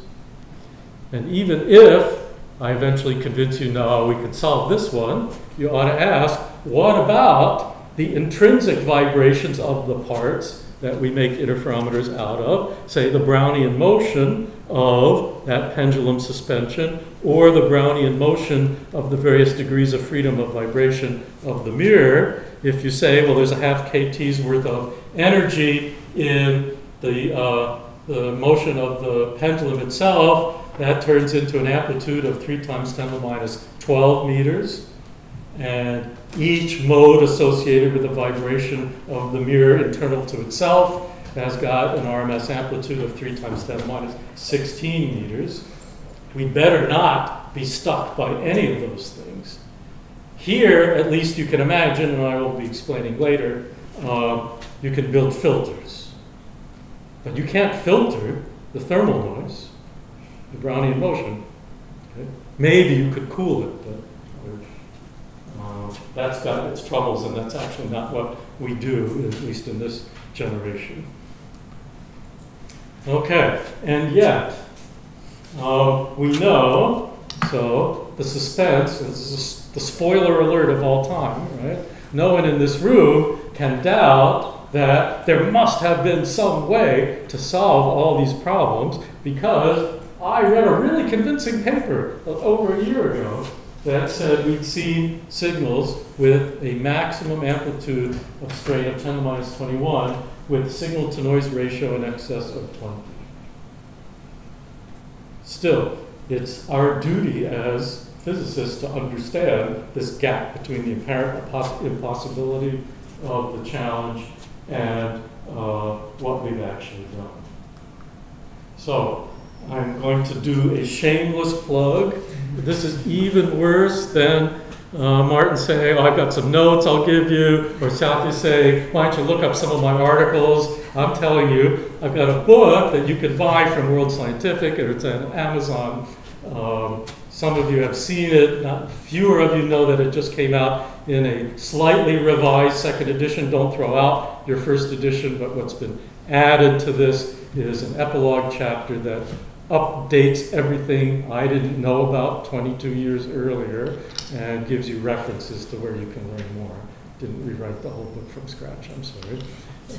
Has a nicer cover too. So you might find it useful depending on how much depth you want to go into your understanding of this. Now, what I will make the first start on before the coffee break, but then we'll spend our remaining time after the coffee break is on trying to build up as much understanding as we can of this noise curve. This is one of the most important figures, I would say maybe the second most important figure in our discovery paper. The first was the one you've seen over and over with the waveform, with superposed calculated waveforms and the spectrogram. That's the best figure in a scientific paper of all time, in my humble opinion. But in order to make that plausible, we had to convince readers that our noise was low enough so that the signal of the size that we said we found would in fact stand out above the noise. So the second most important figure in that paper was this characterization of our noise. And let me give you the first walk through it. First of all, what are the axes? Horizontal axis is a logarithmic scale of frequency, where 10 hertz is here, and this is 100 hertz. Here's a kilohertz, so it goes up to about 5 kilohertz over on the right. And on the vertical axis is something that we've labeled displacement, but don't be embarrassed if you've always wondered why, instead of units of meters of displacement, we've labeled the units of that displacement meters per root hertz. Root hertz? I'll try to make sure that we're all on the same page what that means. I will label this now and make clear what this term means. The fact that we could read those units tells us that this is the amplitude spectral density of the displacement noise of our mirrors. In lieu of something that I might have thought was maybe a little bit more sensible, we could have recalibrated this in terms of strain, and then the units would have been strain units per root hertz, but strain units are dimensionless, so it would have been the units of per root hertz. That would have been a little closer to the astrophysics or the relativity. Expressing the noise in displacement units sort of sounds more like an experimenter would care about. So anyway, this is the choice that we made. Now, let me give you a tour, an orientation tour before we start going into details of all the different curves that are there. The red curve, a nice color because it stands out, was the measured noise level. And if amplitude spectral densities aren't your favorite thing, I'll come back to explaining what the mathematical object is that's been graphed. But hold your questions on that until we've talked about it. So that's saying that we had really strong noise at low frequencies. We had a band of best low, that is to say lowest noise from 40, 50, 60, 70 hertz, wherever you want to call it, past 100, 200, 300, starting to get bad again at around 1,000 hertz. So this was the most sensitive band for our measurement, getting worse gradually at high frequencies, getting worse suddenly towards lower frequencies. So for people who are interested in memory effects, this is part of the reason that memory effects are going to be hard to find separate from the interpretational question. So that's our actual noise. And now the other curves are our best estimates, either by calculation or by measurement, of some of the most important contributors to that total measured noise amplitude spectral density. You can see at high frequencies, right under this red curve, lining up with it down to about 100 hertz, and then departing from it to the low side below is something called quantum noise. That's a name we give to a set of phenomena we sometimes sort into two parts. Up here, at high frequencies, we normally call it shot noise, and I'll be explaining that in a little while, I guess after the coffee break. Down here, the same labeled noise, quantum noise, is manifest as fluctuating radiation pressure. Two different aspects of fluctuations in power in the light that we use to illuminate the interferometer. And the good thing that we're so proud of is you can hardly see the blue curve under this red curve, meaning the blue curve explains the red curve here at high frequencies. Now, in order from this key, green is thermal noise or Brownian motion. I'll have something to say about that before I'm done. It's not quite near that anywhere. Seismic noise is in brown. It would explain a tremendous amount of low frequency noise, but it's not really up there by the red noise. Orange is something called Newtonian. That's a fluky kind of thing I may remember to mention, or if not, you can ask me about it. And then here, this gray curve that explains most of the low frequency noise has the really obscure name of other degrees of freedom. We know most of what those other degrees of freedom are, but we don't give it any fancier names because it's an effect that we think we will make go away from better commissioning. Yeah, Cody. Could you give just like one or two examples of these other degrees of freedom? Yes. The angular orientation of the mirrors is not perfectly controlled. There's some noise in it, and there's some coupling from angle to the length signal, the strain signal. Another one is, in order to make all this magic work, I'll show you later a detailed optics diagram. Besides keeping the difference between the two long arms the same, there's a lot of other separations that we have to control to make things work, and there's noise in those loops, and when things aren't tuned up well enough, those couple in as well. Yes, Christian? How is the measured curve below the other degree of freedom curve at the kind of 10 hertz level? Because that's a model, and the model's not perfect. Right. It's not supposed to be a paradox. It's supposed to be insufficient craftsmanship. Yes? Sorry, that's a stupid question, but like, what's the physical origin of the coding in the other degrees of freedom? What's the origin of all those, the spectral lines? Yeah. Yes, okay, that's the opposite of a naive question. That's really important. Okay, we know what all of those are, and whenever a line shows up that we don't know what it is, there's a mini crisis and we figure it out. Let me give you a tour. Okay. This is at 60 hertz. In the US, that's the fundamental frequency of the mains power distribution system. Despite our best efforts at measurements that are sensitive to 10 to the minus 18 meters, enough 60 cycle fluctuation creeps into our error signal that we see a spike there, and at 120, and at 180, and not much at 240, but at 300, we've got a pretty strong one. Okay, so mains peaks at Virgo, where power is at 50 hertz, you see 50, 100, 150, whatever. Now,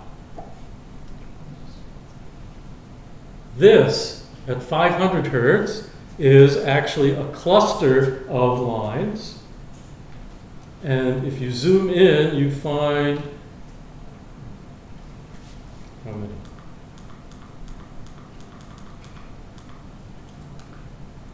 Okay. Each mirror is held up by 4 fibers, and each fiber can vibrate in 2 directions, so 8 times 4. There are 32 peaks, all clustered at 500 hertz, and they represent, on the best days, the Brownian motion level of vibration of those fibers. Then the amount of that, then that causes recoil, because even though the fibers are fine and the masses are 40 kilograms, there's, at this level of measuring, a measurable amount of recoil. So at 500 hertz, and 1,000 hertz, and 1,500, and 2,000, we see the various harmonics of what we call the violin modes of the suspension fibers. So that explains most of these lines, but then there are several others. This, for example, is a couple of calibration lines where we deliberately perturb the system by a known amount, and by measuring the amplitude of what we measure, we turn a voltage at the output of the photodiode preamp into a so and so much strain.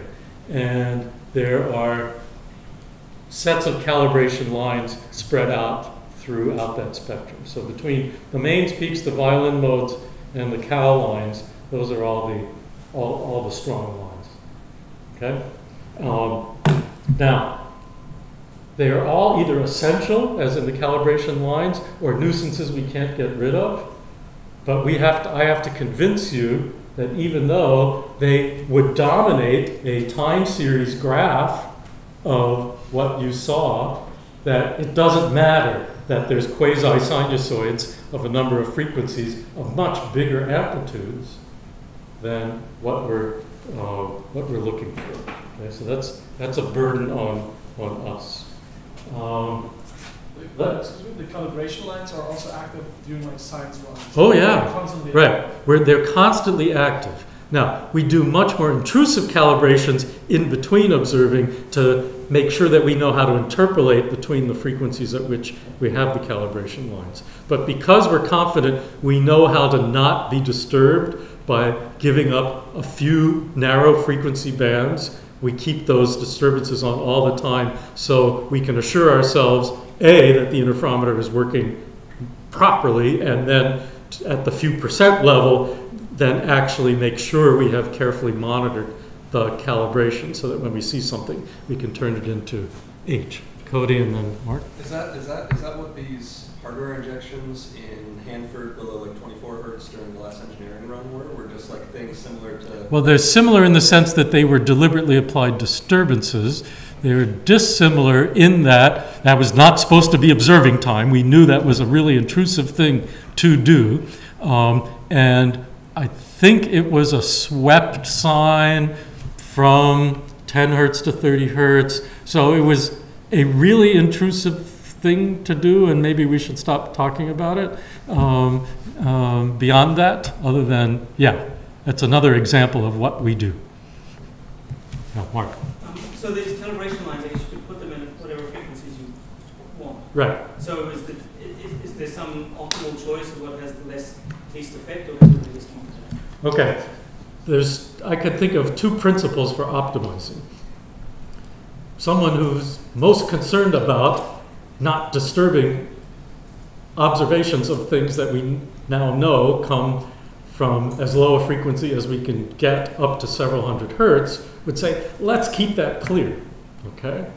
You would be tempted to propose that, and I might too, if I didn't remember that to have a precise enough calibration to make scientific statements, we actually need enough calibration lines at enough different frequencies, so various effects that can change the frequency response of the instrument are monitored with enough fidelity. So even though we now know that, all right, I would really like to integrate down to 30 hertz or even below, I really need some cal lines down there, otherwise I'm not going to understand my calibration. So if every other frequency bin needed a cal line, we'd be screwed. This is enough that we can notch these out with appropriate filtering, and then it causes not very much compromise in our ability to do that matched filtering integral that Satya told us about. How about if we take our coffee break, come back in 25? Is that good? Okay, yeah, let's take a break. This is a good time for it. Okay, so I've got a couple of goals I'd like to accomplish in this last hour we have together. One is what I originally thought was going to be my main goal, and I do hope I accomplish it, namely explain with a little bit of quantitative detail why the shot noise is as strong as it is, why the seismic noise is as strong as it is, why the thermal noise is as strong as it is, and have some physics understanding of how we got there. But what I decided that I want to make sure I accomplish first is make sure that everyone in this room, when they see a graph like that with those weird units, knows what the curves actually mean, how to interpret them. And if that seems boring to you, then I'm proud of you. I'm just guessing there's enough people in the room who have some residual confusions about what are those meters per root hertz and what does that graph actually mean, that I want to take actually a little time to walk through that. So first, let's just finish the tour of this graph. This part is shot noise. We'll improve it with higher power laser maybe. Here are several of the other noise sources that we know well, and once we hit them, we'll have much better sensitivity at low frequencies, but in the meantime, control loops for alignment explain most of that excess noise down there. And at least one of you spotted that there is a frequency band where the sum of all known noise sources does not come up to the measured noise. So we have something of a mystery. I won't say there's no ideas, but those ideas weren't well formed enough to put on a model and put a curve on the graph. So putting these machines together is an ongoing challenge. All right, so that's the overview of what this noise spectrum is and what its parts are. But let's make sure that we understand what we're looking at. So forgive me for this review.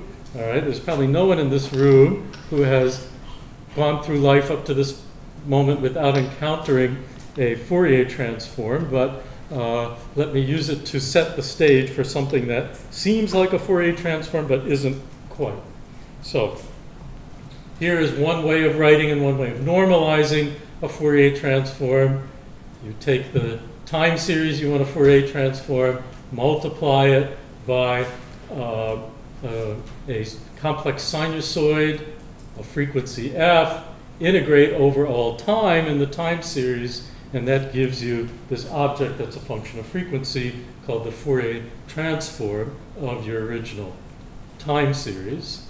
And let's remind ourselves of the intuition that goes into interpreting the Fourier transform of a time series. It's the amount of a sine and a cosine of each frequency f that it takes to, once superposed, build up a sum up to the original time series.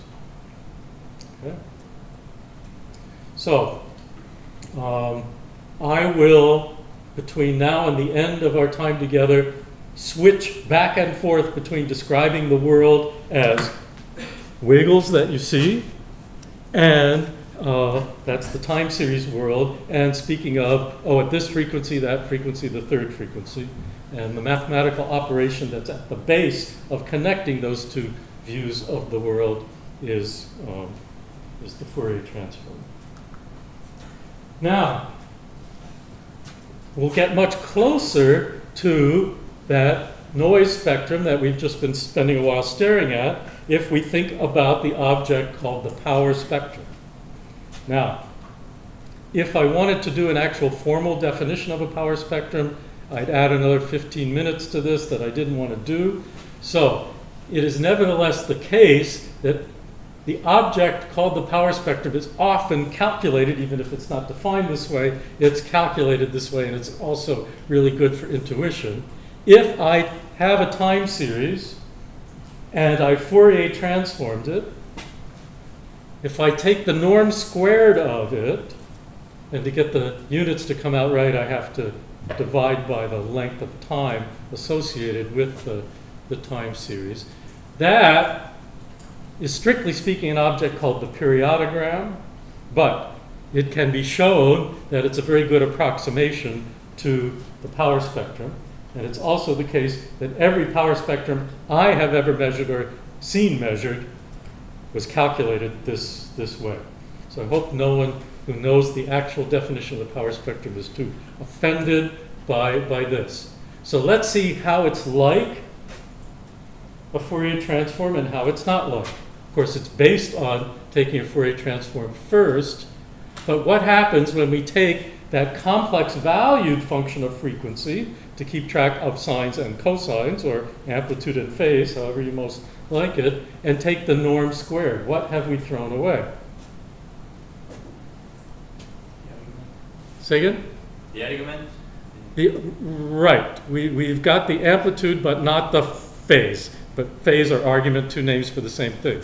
So we've thrown away the connection, well, the information that would have been encoded in keeping track of whether wiggles are more like a sine or more like a cosine. Why in the world would you throw away information? Speed up processes? Speed up processes is one. What if the information is junk information? What if you're trying to characterize noise, which will come in at some moments like a sine and some moments like a cosine? What if the argument is actually just getting in the way? If so, you're better off throwing it away explicitly and just keeping track of how much wiggling at 100 hertz versus at 101 or 102 is, what's the amplitude of that, but don't clutter things up by keeping track of meaningless phases. So that's the basic idea behind switching from the Fourier transform itself to the power spectrum. Okay. Now, let's think about heuristic interpretation of an actual measured power spectrum. Let me see if there's anything I wanted to do. Okay. Let's see if we can see what the units are, and then we'll come back to that. All right, so let's assume that my fundamental variable x actually has units of meters, just so it's easy to talk about. Fourier transform has units of meters times seconds, or meters per hertz, if you prefer. So this is meters squared, seconds squared divided by seconds, or meters squared seconds, or meters squared per hertz. Okay. Well, what does that mean? Why meters squared per hertz? Here's the interpretation. One way that that power spectra used to be calculated, used to buy big, expensive machines that did this operation. You would apply a signal turned into a voltage to the inputs of a huge bank of bandpass filters, each with a narrow band. And for conceptual simplicity, let's assume that they each had 1 hertz band pass, so that one filter would admit every frequency between 99.5 hertz and 100.5 hertz, and then there was another one centered on 101, so from 100.5 hertz to 101.5 hertz, and you had a big bank of them.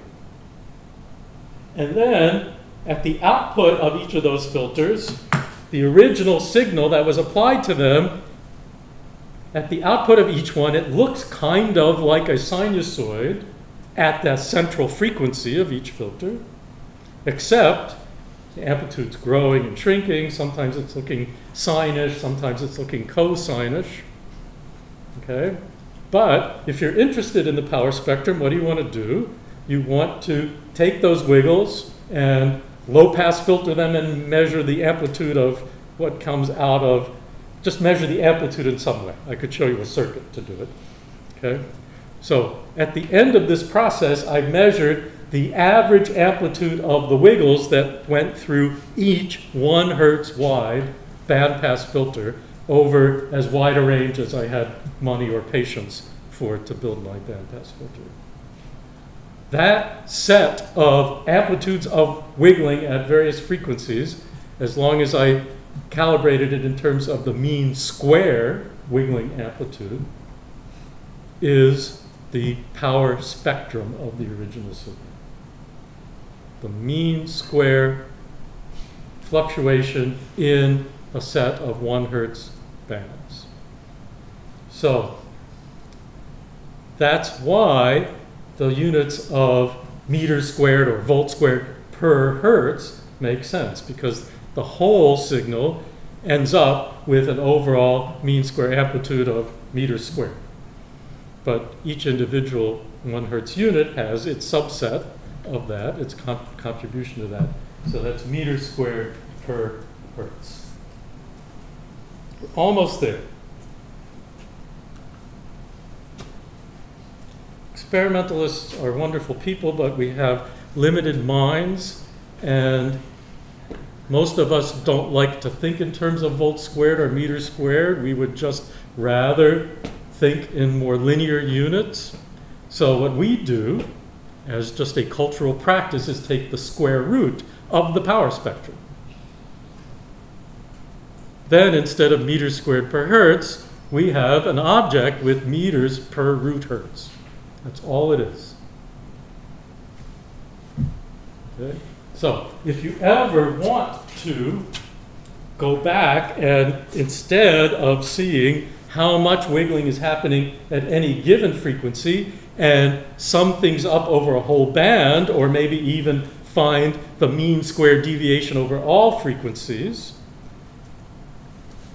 you'd better not try to do an integral of this object, because you'd be multiplying some object by df, and the df in the numerator of that integral wouldn't match with the per root hertz here. But you could always go back to the actual power spectrum, re-square the amplitude spectral density, then you have something in units of meters squared per hertz, integrate over whatever band you want, and then you've got a mean square deviation over your chosen band that you've integrated over.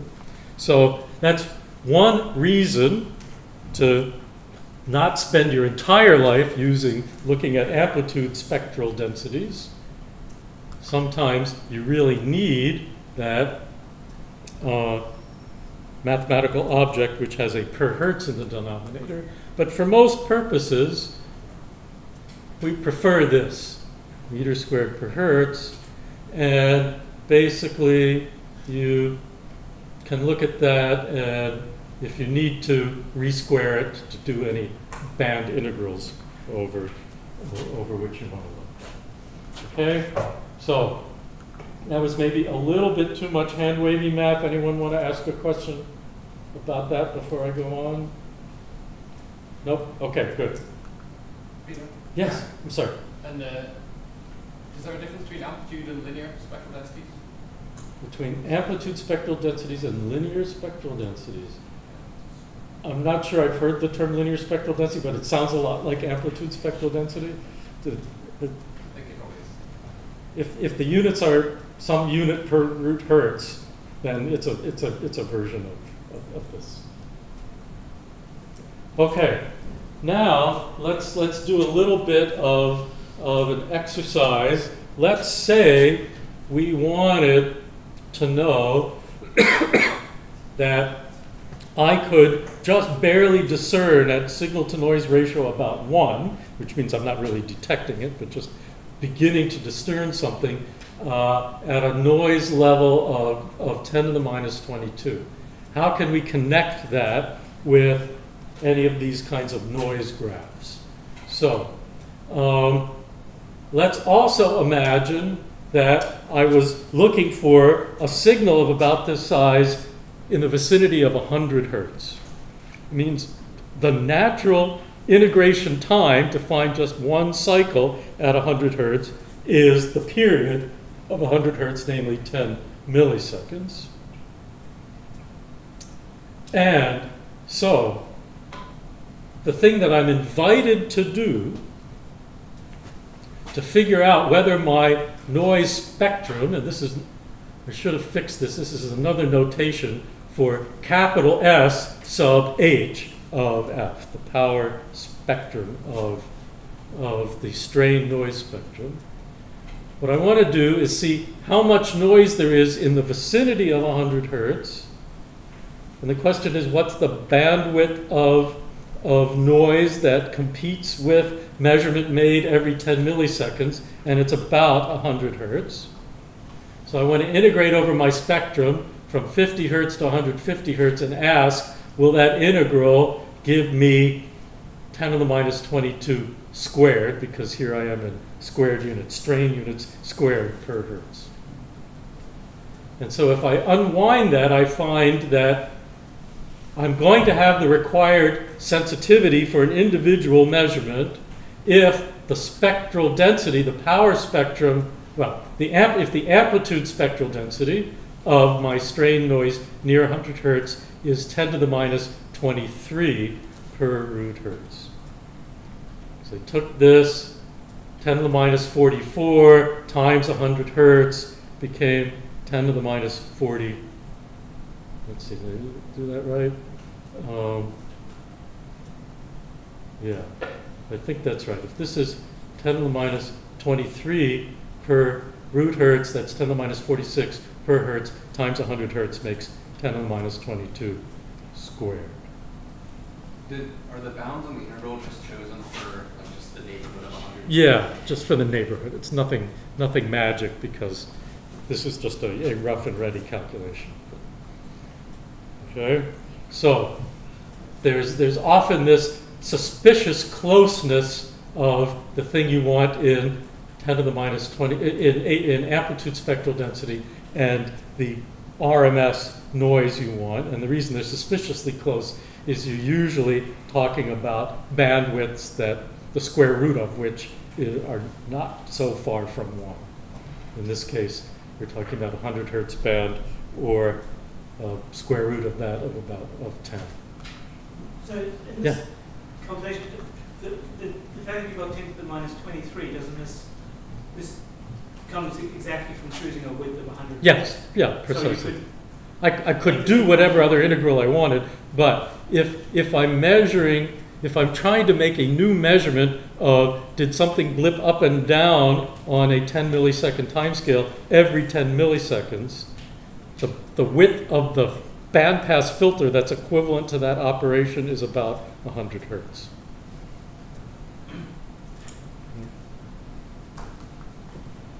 Now, we often need to switch back and forth between strain noise and displacement noise. So here's the relationship between the two. That if I've got 4 objects, say the mirrors at the ends and next to the beam splitters of each arm, 4 mirrors each doing independent noisy motion. I add them in quadrature, it's like multiplying the spectrum of one of those things by 2. So if I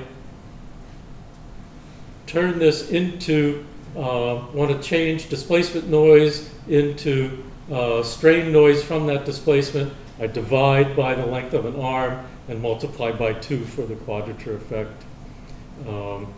And so all of this says that if my original goal had been to be able to make a measurement with 1 sigma noise of 10 to the minus 22, that means I'm looking for displacement noise at the frequency of 100 hertz of around 2 times 10 to the minus 20 meters per root hertz for LIGO with 4 kilometer arms. And that way we can look back at this and say, okay, did I reach 2 times 10 to the minus 20 meters per root hertz around 100 hertz? If so, I've just barely got enough sensitivity to clearly discern something of 10 to the minus 21 above the noise, because the noise of each individual measurement is about 10 to the minus 22.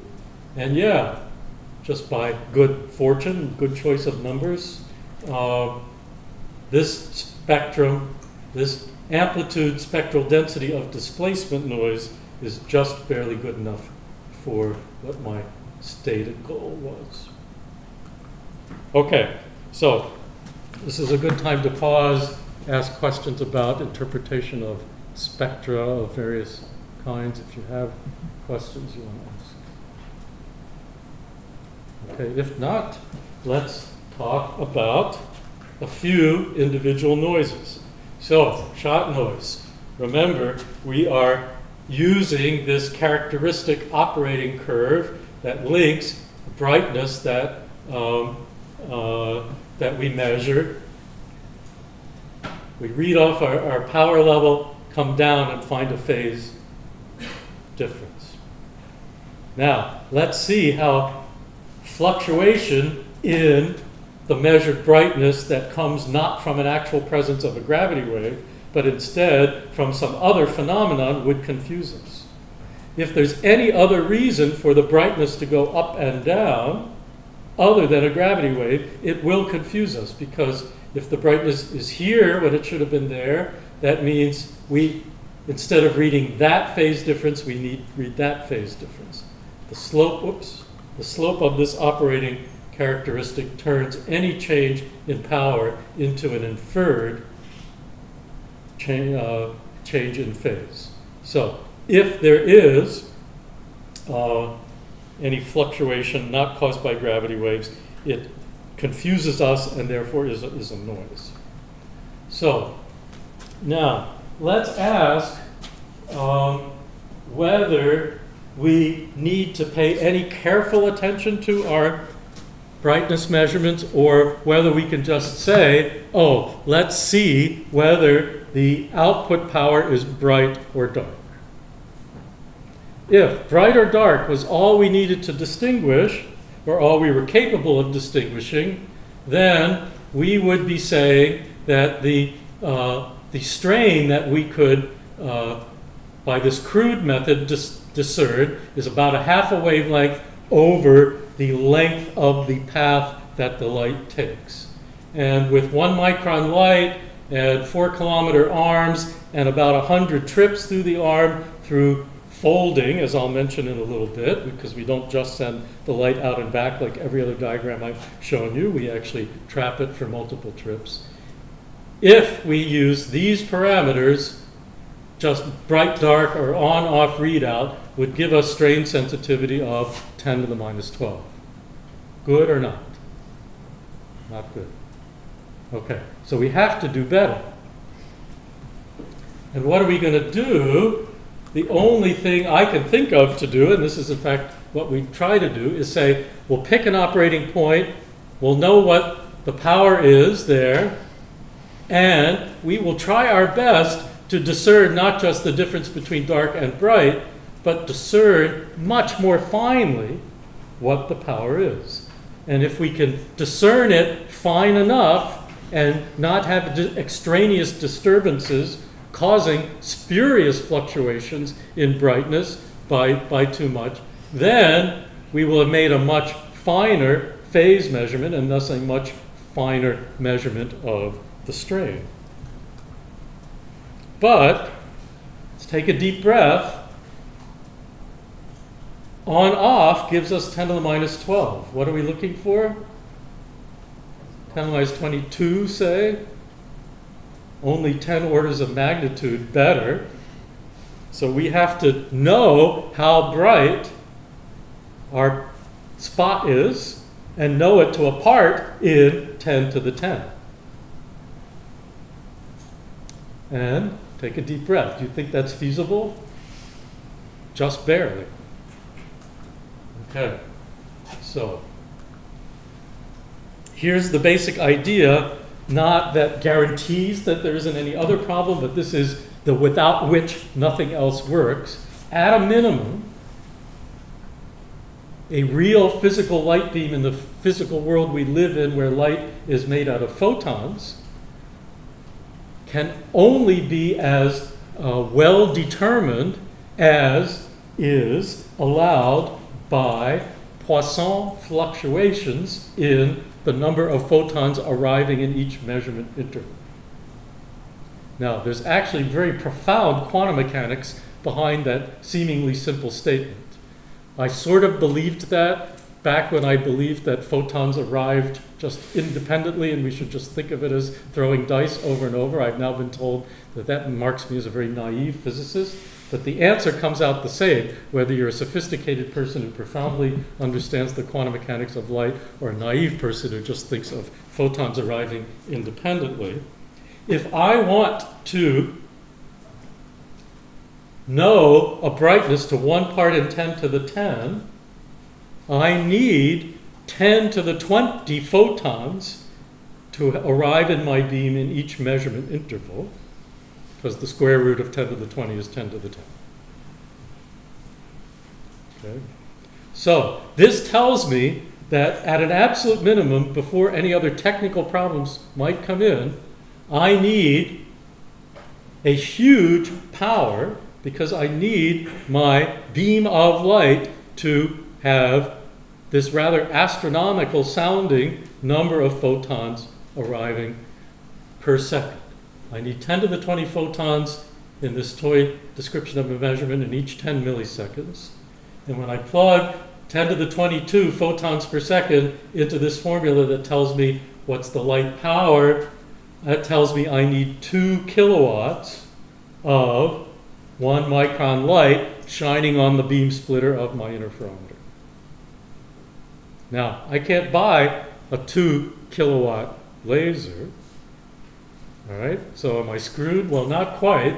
We have actually a 200 watt laser that, for technical reasons we've operated mainly at 20 watts. But we have a trick that actually makes that light behave as, that laser behave as if it were much more powerful. Let me now show you a few of the enhancements to the simple Michelson interferometer that I've been showing you before. So here is a laser, a beam splitter, a highly reflecting mirror here, a highly reflecting mirror here. Okay. Now, I already mentioned that we want the light to go back and forth about 100 times in each arm. please, when Andreas Freyse comes and tells you about actual optics, get him to explain to you how a Fabry-Perot cavity in each arm does the seemingly impossible thing of putting a reflecting mirror here and here, that is to say, whoops, appearing to block most of the light from the laser and actually make it so that the light power in here is enhanced as if it goes 100 times. You could do this other ways. Michelson and Morley actually had discrete mirrors and sent sort of a bow tie pattern of bounces of light through their two arms. We considered that. Maybe we considered it a little too long after Ron Drever taught us about this trick. Anyway, this is an amazing trick, the details of which in the remaining amount of time I don't have the time to explain. But if you put extra mirrors here that aren't perfectly reflecting, that transmit a little bit, and if you hunt for the right separation between this mirror and this mirror, clue is an integer number of half wavelengths will do it. Then the light is trapped for a number of round trips determined by the transmission of that input test mass. So that's good, that's important, we need that. But now, here's this other thing which is, if anything, even more ridiculous sounding. I said that we have been able so far to supply 20 watts of light here, but we want 2 kilowatts shining here. What do? We block the light with a mirror. Not perfectly reflecting, but with a carefully chosen transmission, and then adjust its position so that the same phase superposition trick that traps the light in these arms 100 times actually traps most of the light that's headed back in this direction, sends it back a second time, a third time, a fourth time, about 30, 50 times, maybe 100 times if we're really good, and turns 20 watts into, in round numbers, a kilowatt or 2. This is called power recycling. It's amazing magic, but it's the same magic that we already used once before here. And it really does work. Now, here is a more true to life, more close to complete optics diagram for advanced LIGO. There's the beam splitter, N test mass in the X direction, N test mass in the Y direction. Here is the so-called input test mass that does this beam trapping business that holds the light in the arm for about 100 round trips. There it is for there. Here is the recycling mirror that gets in between the laser, and even though it seems like it would send all the light back, actually does the wonderful thing of enhancing the light power shining on the beam splitter. Here's the laser. Here is something that's like one of these arms, except we've made it in a triangular shaped cavity. This keeps the beam from transverse jittering and takes out of roundness of the beam and filters out all that out of roundness and sends something nice and round. These mirrors blow up the narrow laser spot and make them into a big laser spot for properly fitting and resonating in these cavities. Oh, here's a phase modulator that lets us see whether our wavelengths actually match what they're trying to do or not. A Faraday isolator to keep light that leaks back this way from getting all the way to the laser, and on and on. It's not the right thing for us to spend our limited time together looking at each one of these pieces, but there's enough of them that you get a sense, A, of how the key things work, B, how complicated it has been to find a design that does everything we need. Here's the photodiode on the output. One thing that I ought to mention, in order for this power recycling trick to work, we have to choose a particular operating point that is a non-obvious operating point. If I were an experimental physicist like I was when I finished my undergraduate training, or even well through my graduate training, I would say, well, it's obvious the natural operating point for an interferometer should be somewhere near the mid-fringe point, because that's the place where you have the maximum transduction between a small phase change and a big brightness change. Right? So it's obvious, except it's not true. I mean, it's not the best choice. Why? Because if we want power recycling to have a lot of light to work with, we'd better send almost all of the light back from the beam splitter in this direction and have a dark fringe, almost no light, going in this direction. Now, that seems like a paradox, right? Because at the dark fringe, there's absolutely no sensitivity, it seems. A small displacement near the dark fringe point makes no change, except at second order, in the power out. So how do we do it? We actually make sure that we don't sit precisely at the dark fringe. We either dither about the dark fringe and take advantage of the second order sensitivity that way, or sit parked a tiny bit away. And now here's the miracle. We send a lot less light to the photodetector. So you might think that my calculation that says I need 10 to the 22 photons per second would be ruined by the fact I have very few photons there. It turns out there's a miraculous cancellation, and that as long as you pick some non-zero displacement away from the dark fringe, you actually recover the mid-fringe the mid-fringe sensitivity against shot noise. Sorry if that went fast, but I hope you see that there's a lot of subtle thinking that goes into operating these things.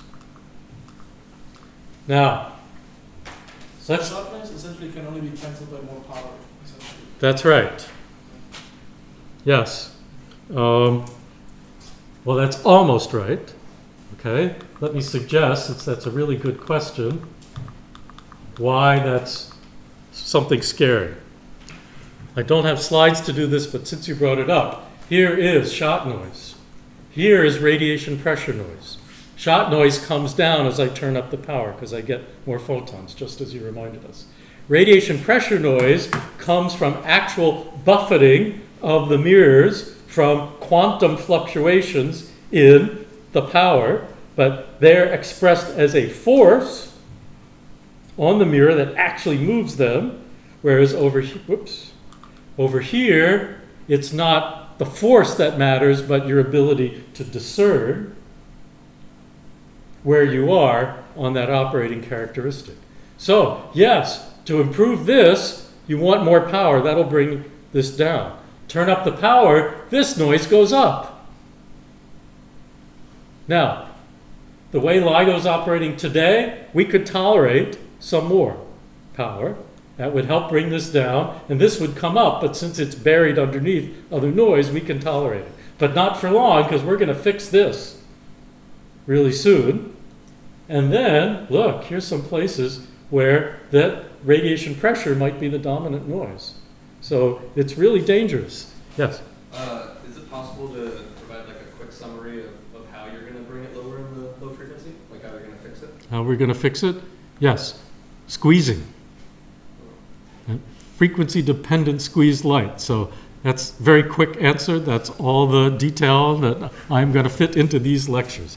So quantum manipulation of light away from the quantum state that is most like natural light will enable us to simultaneously lower things here and lower, at least not raise them here. Is that the vacuum state squeezing that Nergus is working on? Yes, yes, that's, well, all right. It's surely, I don't know if there's a technical name for the frequency-dependent squeezing other than frequency-dependent squeezing, but that's actually slated to go into the advanced LIGO interferometers in the next commissioning period. Okay. I want to move on to seismic noise. This should scare the hell out of anyone. Whoops. Oops, there we go. Seismic noise. I give in words the amplitude, spectral density. Let me show you a graph. Here is in displacement units, meters per root hertz. Up here, here's a logarithmic frequency scale starting at 10 hertz, 100 a kilohertz. 10 to the minus 9 meters per root hertz at 10 hertz, or at 100 hertz where we care more. 10 to the minus 11 meters per root hertz. What are we going for? 10 to the minus 18 or 19? Oh my goodness. All right, so we need about 9 orders of magnitude of isolation at 100 hertz. Can we do it? We can do isolation. Here is how. Consider a mass suspended from a spring. And imagine this is your test mass. And for the moment, let's forget that I've drawn this as a vertical thing. The math will work out the same whether we're talking about a vertical mass spring system or a horizontal one. And let's ask how this responds to motions of the support point. So maybe this is the thing we want to be isolated, and this is standing on pillars on the ground. So the ground might be shaking, and the question is, does this do anything for you? And the answer is yes, it does. Not for slow motions. For slow motions, if I lift my support point by a millimeter, the mass moves up by a millimeter. What is slow in this context? There's a natural time scale, isn't there? There's a resonant frequency of the mass on the spring.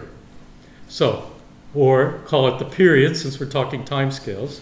For motions whose periods are long compared with the period of oscillation of the mass on the spring, the mass just tracks the other end of the spring. However, and this, if I had a half an hour more than I do, I would work out the math, but now I'm just going to assert the answer.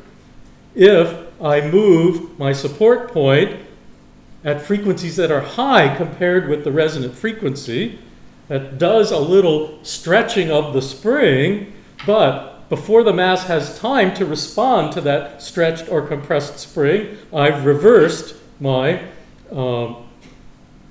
my state of stretching or compressing, and so the mass has less and less opportunity to move in response to a motion at the top. So this functions as an isolator.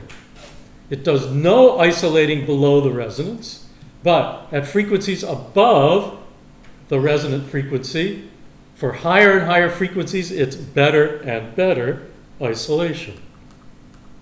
So there's the math we're not going to do. Let's look at the magnitude and phase of the response and pay special attention to the magnitude.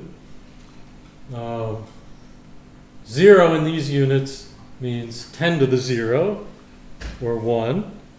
And at frequencies below the resonant frequency, that system just transmits all the noise. Then there's a resonant frequency which does the opposite of what you'd want. It enhances noise at that frequency. Be very careful. But then at frequencies that are higher and higher compared with the resonance, the transmission gets lower and lower.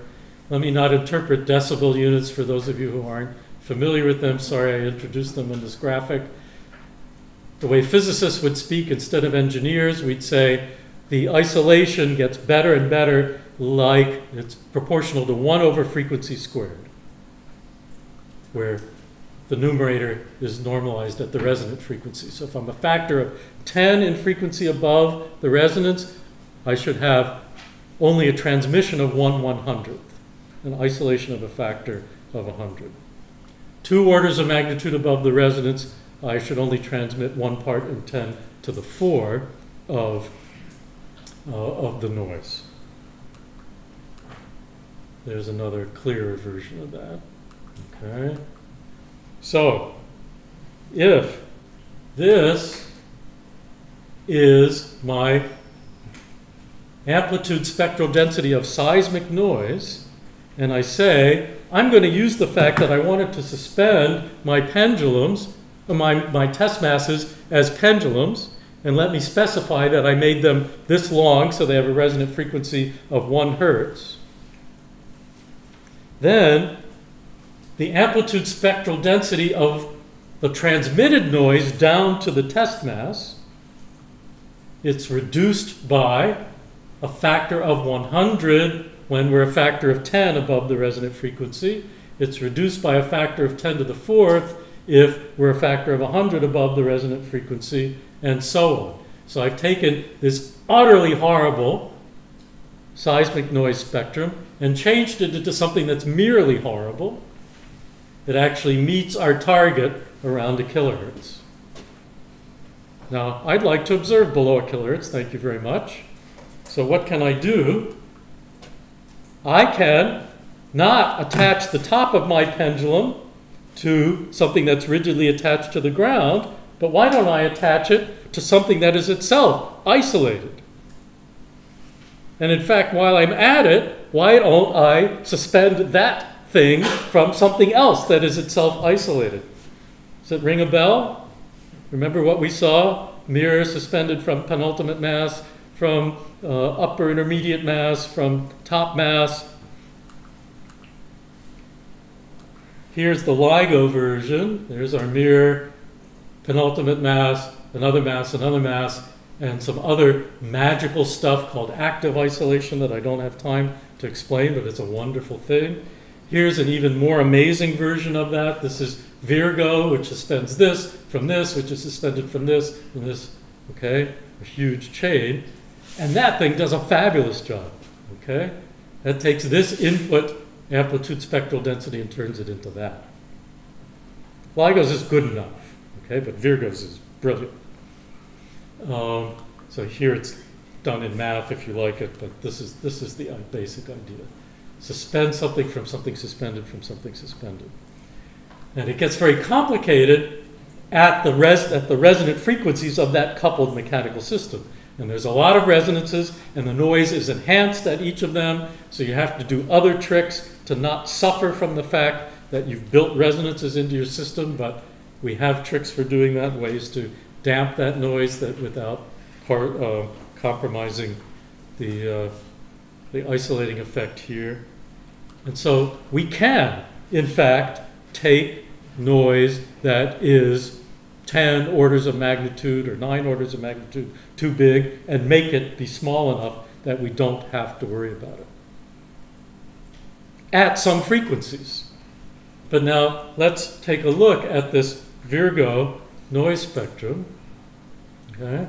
It's a really good isolator starting at a few hertz. Fabulous. But it hasn't done anything for frequencies below a few hertz. In fact, it's even at a few frequencies made it worse. The RMS may be a little bit worse. So we have to be sure that, and look, here the input spectrum is much bigger than out here. So we've actually got our mirrors doing almost no motion in the frequencies we most care about, but doing about the same amount of motion at low frequencies where the noise was biggest to start with. That means that the fact that we only have a fraction of a micrometer of operating range in our interferometer has to be tamed by correction forces to our mirrors so that we don't exceed the dynamic range. I mentioned this before. And that is just to keep us so that we can get a sensible output. It does not remove the fact that those mirrors are actually behaving well, it doesn't change the fact that we can't see a small gravity wave at low frequencies. We never distinguish it against the big motions, even though we've tamed them, because the same mechanism that tames those motions would tame the gravity wave. So we have no useful sensitivity down at these frequencies where our isolators don't work well. Yes? I'm sorry if you've already covered this, but what's to stop you from just using a spring with a lower... No, I didn't cover that. No, so it's a perfectly good question. All right, here is the main reason. Well, I can think of several, but here's the most important one. There's virtually no design of a mechanical spring of low resonant frequency that is not bothered by this problem.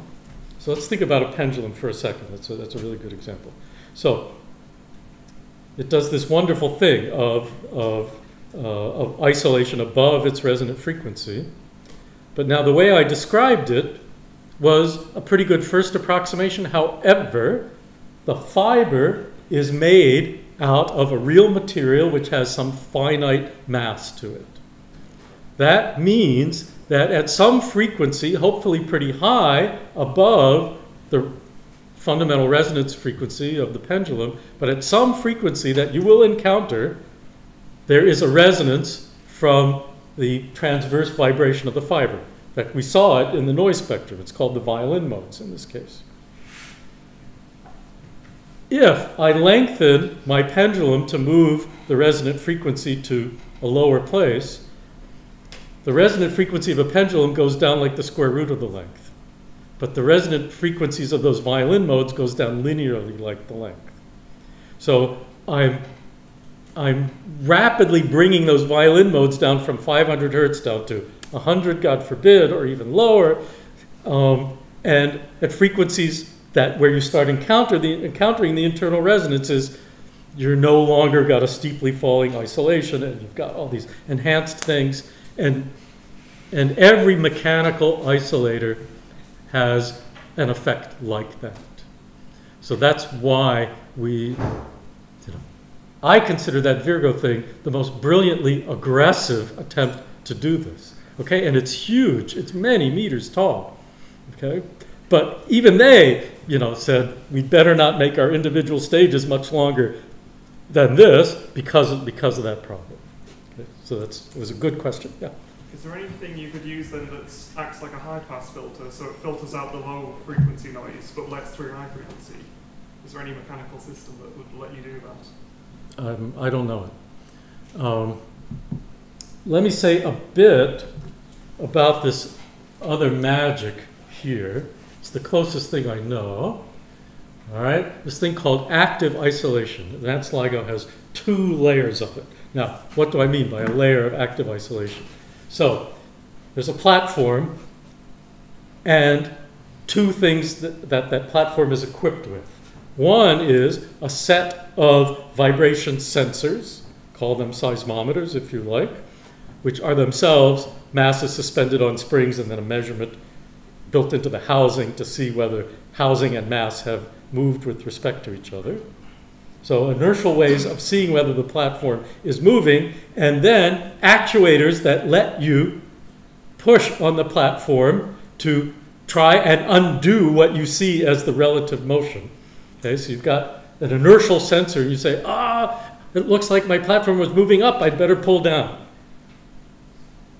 Okay, that is something that works better at low frequencies than high frequencies.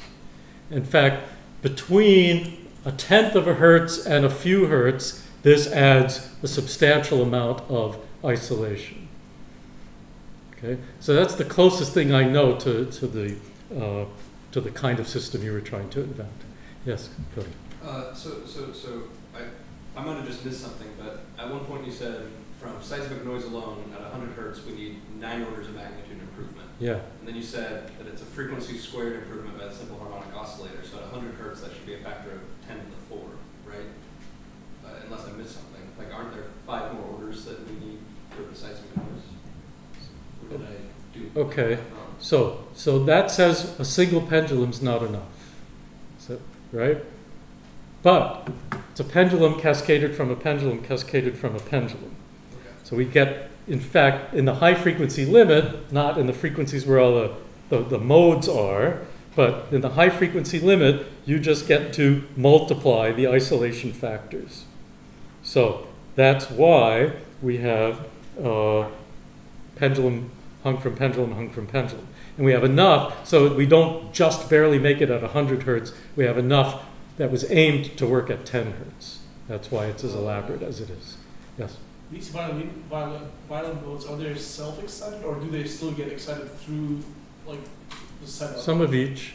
I mean, they're self-excited through Brownian motion noise that I'm running out of time and won't be able to cover. And but they also are channels for transmission. It's like if you would do the cascade in a certain way that, like, yeah, like the lowest one has pretty close things, right, but like it doesn't get excited because the other ones already stopped that. Right. There's some things you can do. Yeah. Yeah. I have another question. Yeah. Is there a specific reason why Virgo uses this other method? Like, is it the location because it's in Italy or something different? Or is it just engineering? Why is my favorite color red and someone else's favorite color blue? I mean, they're both excellent systems. Why it was chosen is a human choice. Yeah. So on the plot on the next slide, it looks like all of the resonant frequencies for the different stages are different. Is that the interpretation of all these spikes in the red from? Okay. I see why you say that, but it's an incorrect deduction. Okay, and here's how you can tell. The simplest way I know to picture it isn't the pendulum part, but mass spring, mass spring. Okay, let's say I take spring mass and make it have a 1 hertz resonance. Suspend from it something else that would have a 1 hertz resonance if it were mounted on a rigid platform. Now put the two together. I don't get two peaks on top of each other at 1 hertz. I get two normal modes. One, that's the common mode, which is the softest, and the other, the anti-phase mode, that's at higher frequency. So irrespective of the exact choices, and I won't swear I know the exact choices, the spread in frequency comes from the modal structure of coupled mass spring systems. Okay.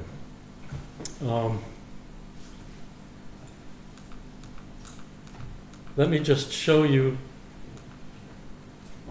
a tiny bit about Brownian motion.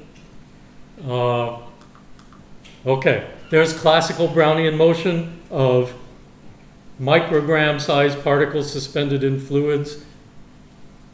We have to worry about Brownian motion of 40-kilogram mirrors. I could, and I would have loved to because it's my favorite subject in the world, derive for you the power spectrum of the Brownian motion noise of individual modes, either the pendulum mode or the internal mode of vibration of the mirror. It's got a resonance peak. It depends on a dimensionless number that is smaller if the internal friction associated that damps these modes is smaller, is bigger if the damping is bigger. It's proportional to K Boltzmann T. If you have, these are 3 different time traces for a single harmonic oscillator driven by Brownian motion of 3 different damping levels. High damping, intermediate damping, low damping. Can you see in the time series why I know this one is the low damping? Looks most like a sine wave, right? Not like a very pure one, but more than this or this. There's no way you would confuse those 3 traces. You can always pick out the order of the amount of damping. But what is it that they share in common? How are those 3 time traces of the same oscillator but at different dampings like one another? We're getting near dinner time. Do they share any properties in saying? How about like the overall? Oh, go ahead. Yes, yes, thank you. They share the same mean square fluctuation. But they have very different temporal character, or if you like, spectral character. Low dissipation, intermediate, high. The integral under each of those curves is the same.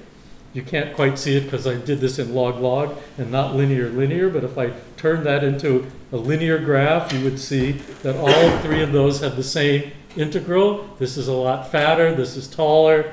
The integrals are the same. What sets the integral under the spectrum, which is the same as the mean squared deviation in the time series, is the equipartition theorem that says there should be a half kT's worth of energy for each term in the Hamiltonian.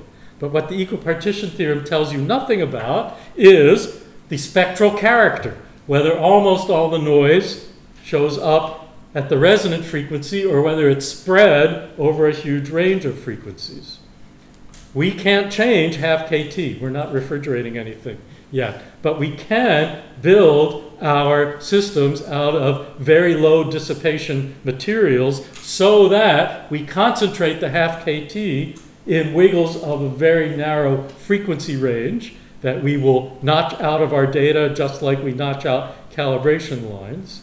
And therefore, even though we can't remove the thermal noise from our system, we can tame it by confining it in a few small cages, as long as we build things out of very low dissipation materials.